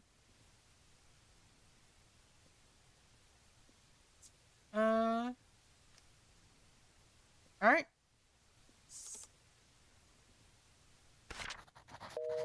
Nothing on there. Water cooler. He's got his own personal water cooler. Motive. True. But he died before she did. He literally died before she did. So it can't be him unless he faked his own death.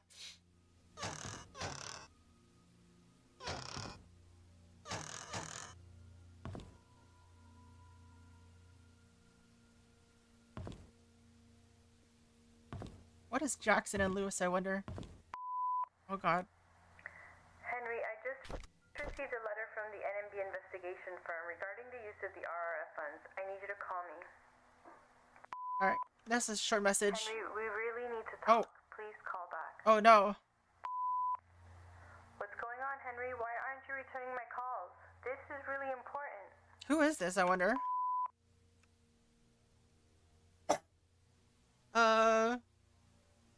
I'm not gonna record that. I don't think there's anything, the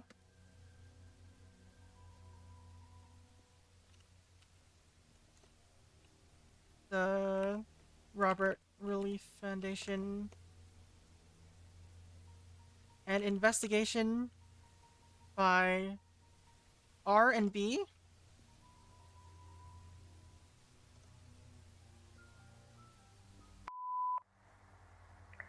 Henry, I just received a letter from the NMB investigation firm regarding the use of the RRF funds. I need you to call me. Henry, we really need to talk. Please call back. What's going on, Henry? Why aren't you returning my calls? This is really important. Hasn't been returning the calls to the caller. whoever they are.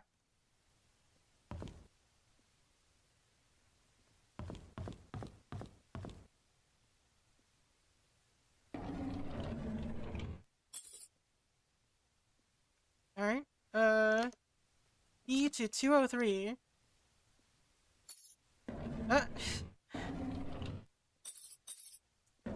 Presumably that's 203 in this hospital and not in the,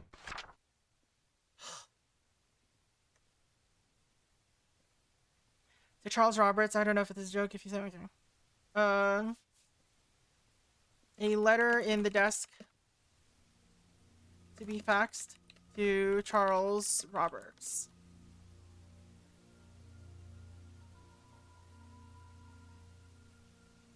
Let's just quote it.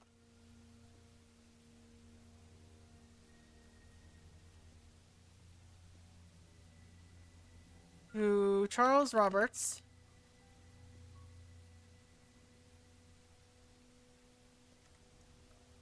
I don't know if it's a joke that you sent me the threat letter.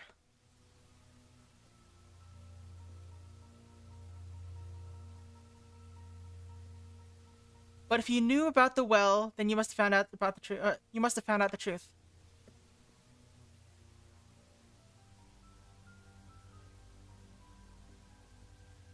Just so you know, your wife was the one behind all of it.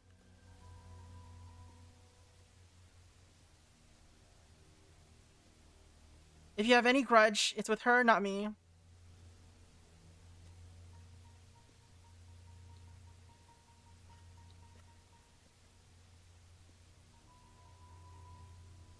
I was just a witness in Sophia's death, nothing more.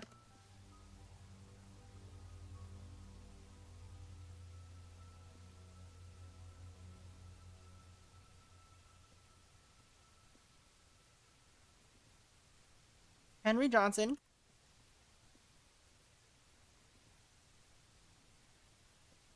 June 30, 1995.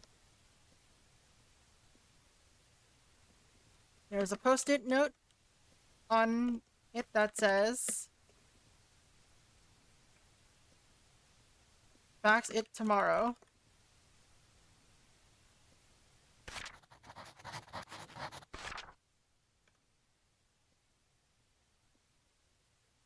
A threat letter.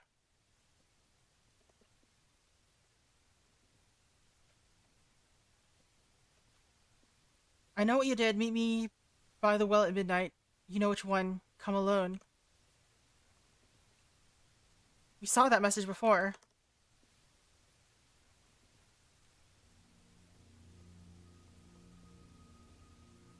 Meet me. You know which one. Come alone.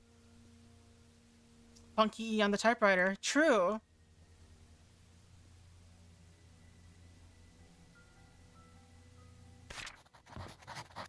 You did mention that before. Nothing else here. Alright, let's make a note of that. The E is off center or whatever. Alright, let's go to room 203.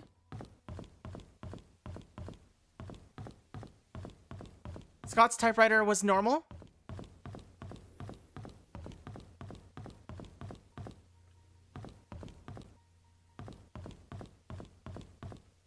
Where did we actually... We found this. Okay.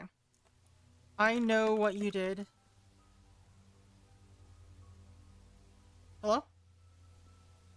Midnight. Note in the black car. Vivian received that note too. That's... There we go.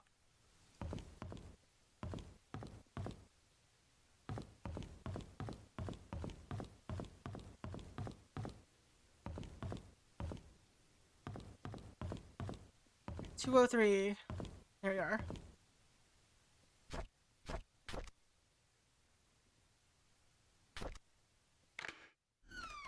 Alright, whose room was this?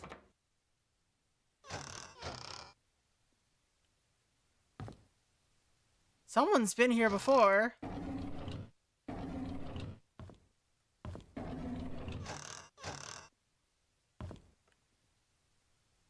Hello? Happily ever after. Alright, let's just make a new note.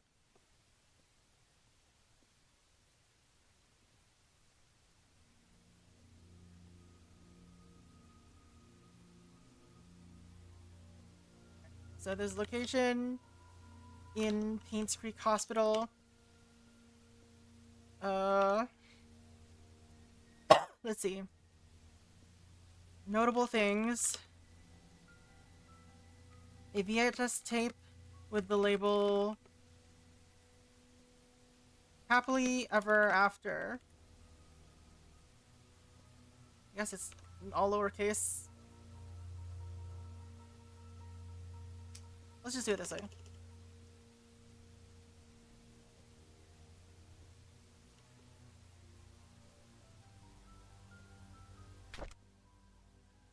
Got some milk cartons. Got a TV.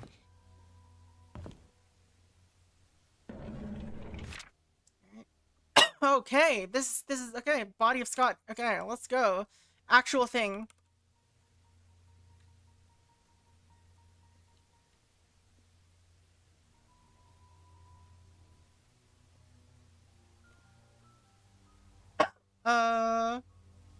Let's see. This is newspaper articles. How did I do the other newspaper articles?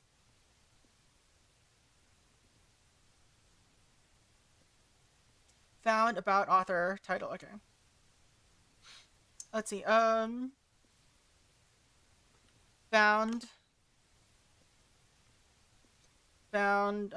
room 203.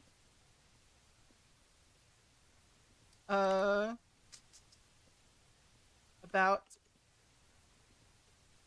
Scott Brooks. Author is Daniel Hudson.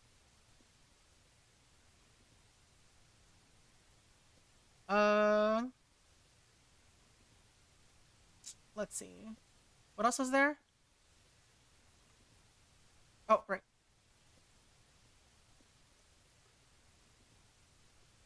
What am I doing? I'm in the wrong page.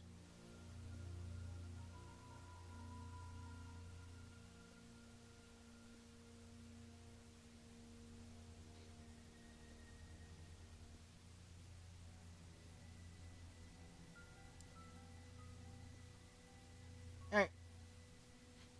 Let's see. Alright, let's try this again. So, this was, found. Room 203.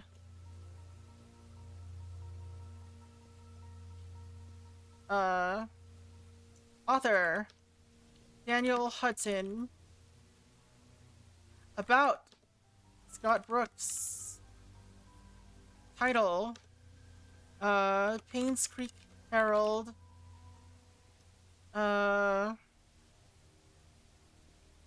Scott's body found.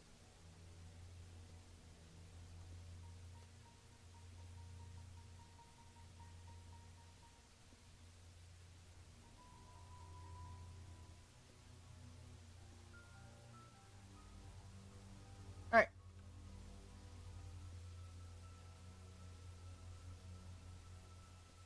Found in room 203.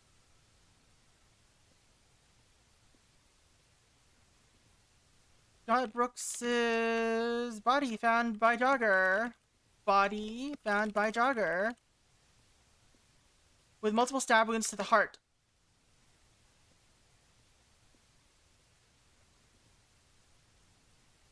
Police do not know if this is tied to the murder of the Bean Roberts.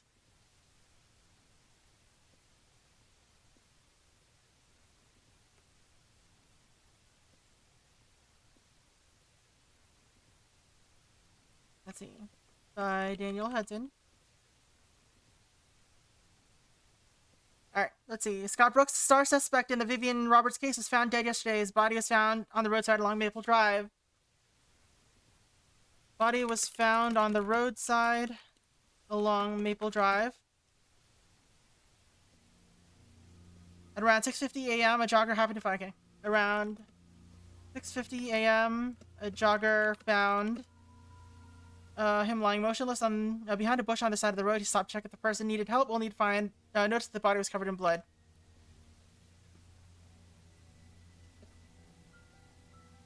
They stopped to check if they needed help, if the person needed help, and found them covered in blood. The jogger called 911. The police arrived shortly at around 7 a.m. and the victim was declared dead. The estimated time of death was predicted to have happened around 6 hours prior, putting the incident to have occurred around 1 to 3 a.m. Alright. Police arrived around 7 a.m. and declared the body dead. And, okay, the victim dead. Time of death around 1 to 3 a.m. that night. That morning. Alright.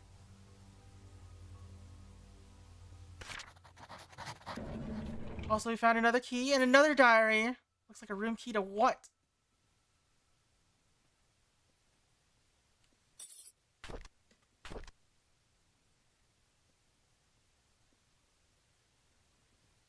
Whose diary is this?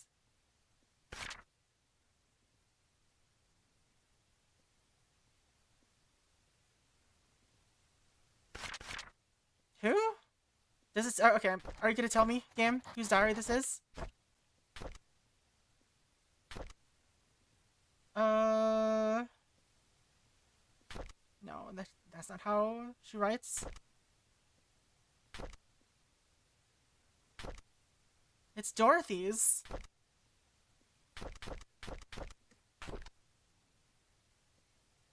Dorothy's. I need to stop doing it like that. Dorothy's Diary, 1995.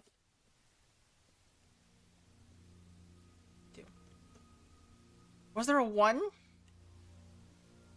The game says there is a 1, but I don't remember. Alright. Did I not? Huh?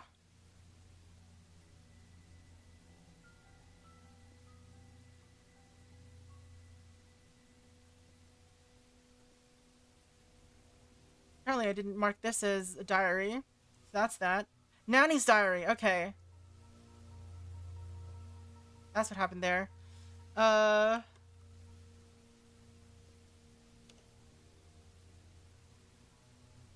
Okay. So let's rename this to Dorothy's Diary 1995 1.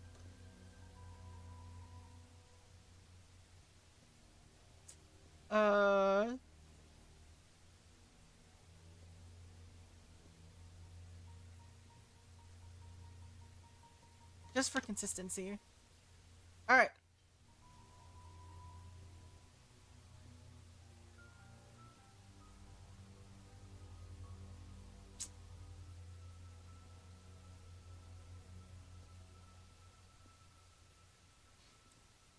Author, Dorothy, found, room 203. Found in room 203. Written by Dorothy Patterson. Alright.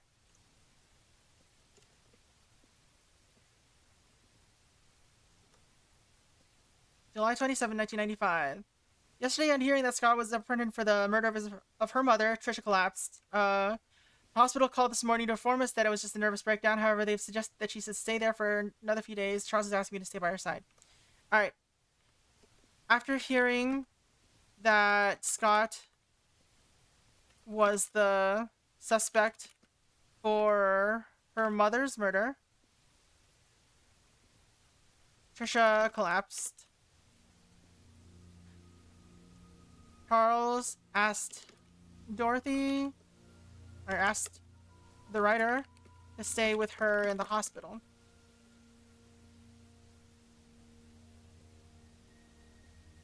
Right. So that's how Trisha ended up in the hospital, August 3, 1995. It rained today. Trisha has always hated the rain. She stayed in bed, tucked under the blanket, nearly the entire day. Here and there, she mutters Scott's name out loud. She cried herself to sleep a few times. It pains me to see her like this. It's raining, so Trisha stays tucked in the entire time. She mutters Scott's name as she sleeps.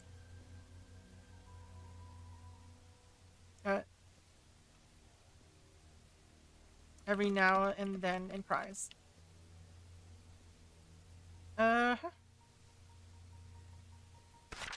August 22. Charles visits Trisha almost every day. Today he was quieter than usual. Okay. Every day. Today was quieter than usual. All of a sudden, he told me that Vivian had been seeing another man, apparently a banker, for more than a year.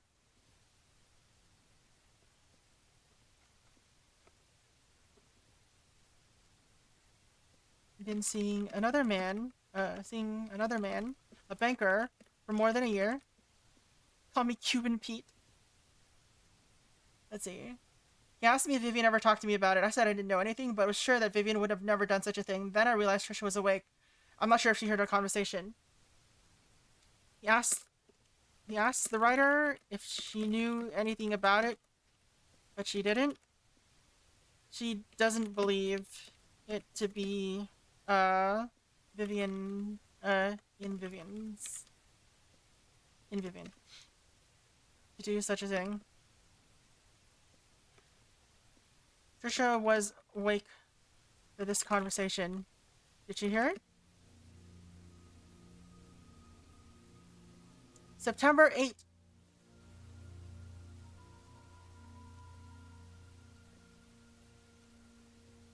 Sheriff Howard came by today. He asked me if I remember seeing anything suspicious the night Vivian died. Alright. Sheriff? No. Sheriff James Howard came in to ask if the writer saw anything suspicious the night of Vivian's death.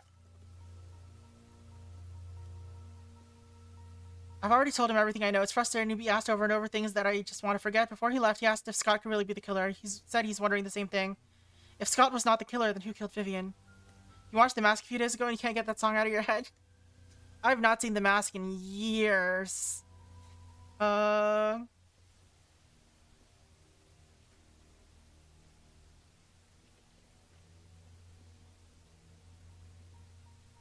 Neither of them are sure if Scott was really Vivian's killer.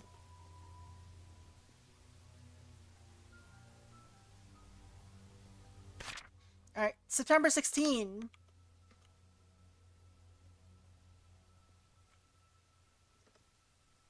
Derek came by to see Trisha, asked him how he's doing. He said that the medical expenses for Wanda were more than he expected. Even with Charles' help, he's been forced to use up most of his savings. Derek came by to visit Trisha.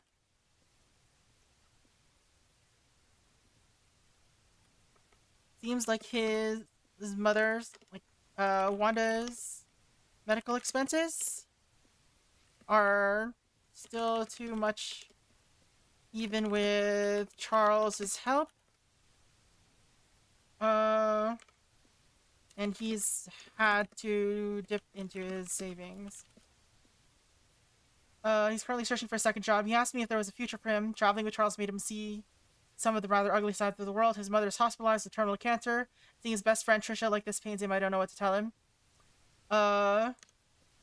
He wonders if he's looking for a second job and wonders if there's a future for him. Before he left, he leaned close to her and whispered, "Would it have been better if Scott just never showed up? Would you have chosen me?" He whispers to Trisha. Oops. Before he leaves.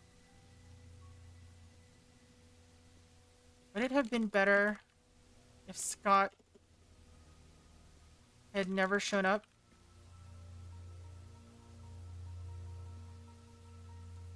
If Scott just never showed up. Would you have chosen me?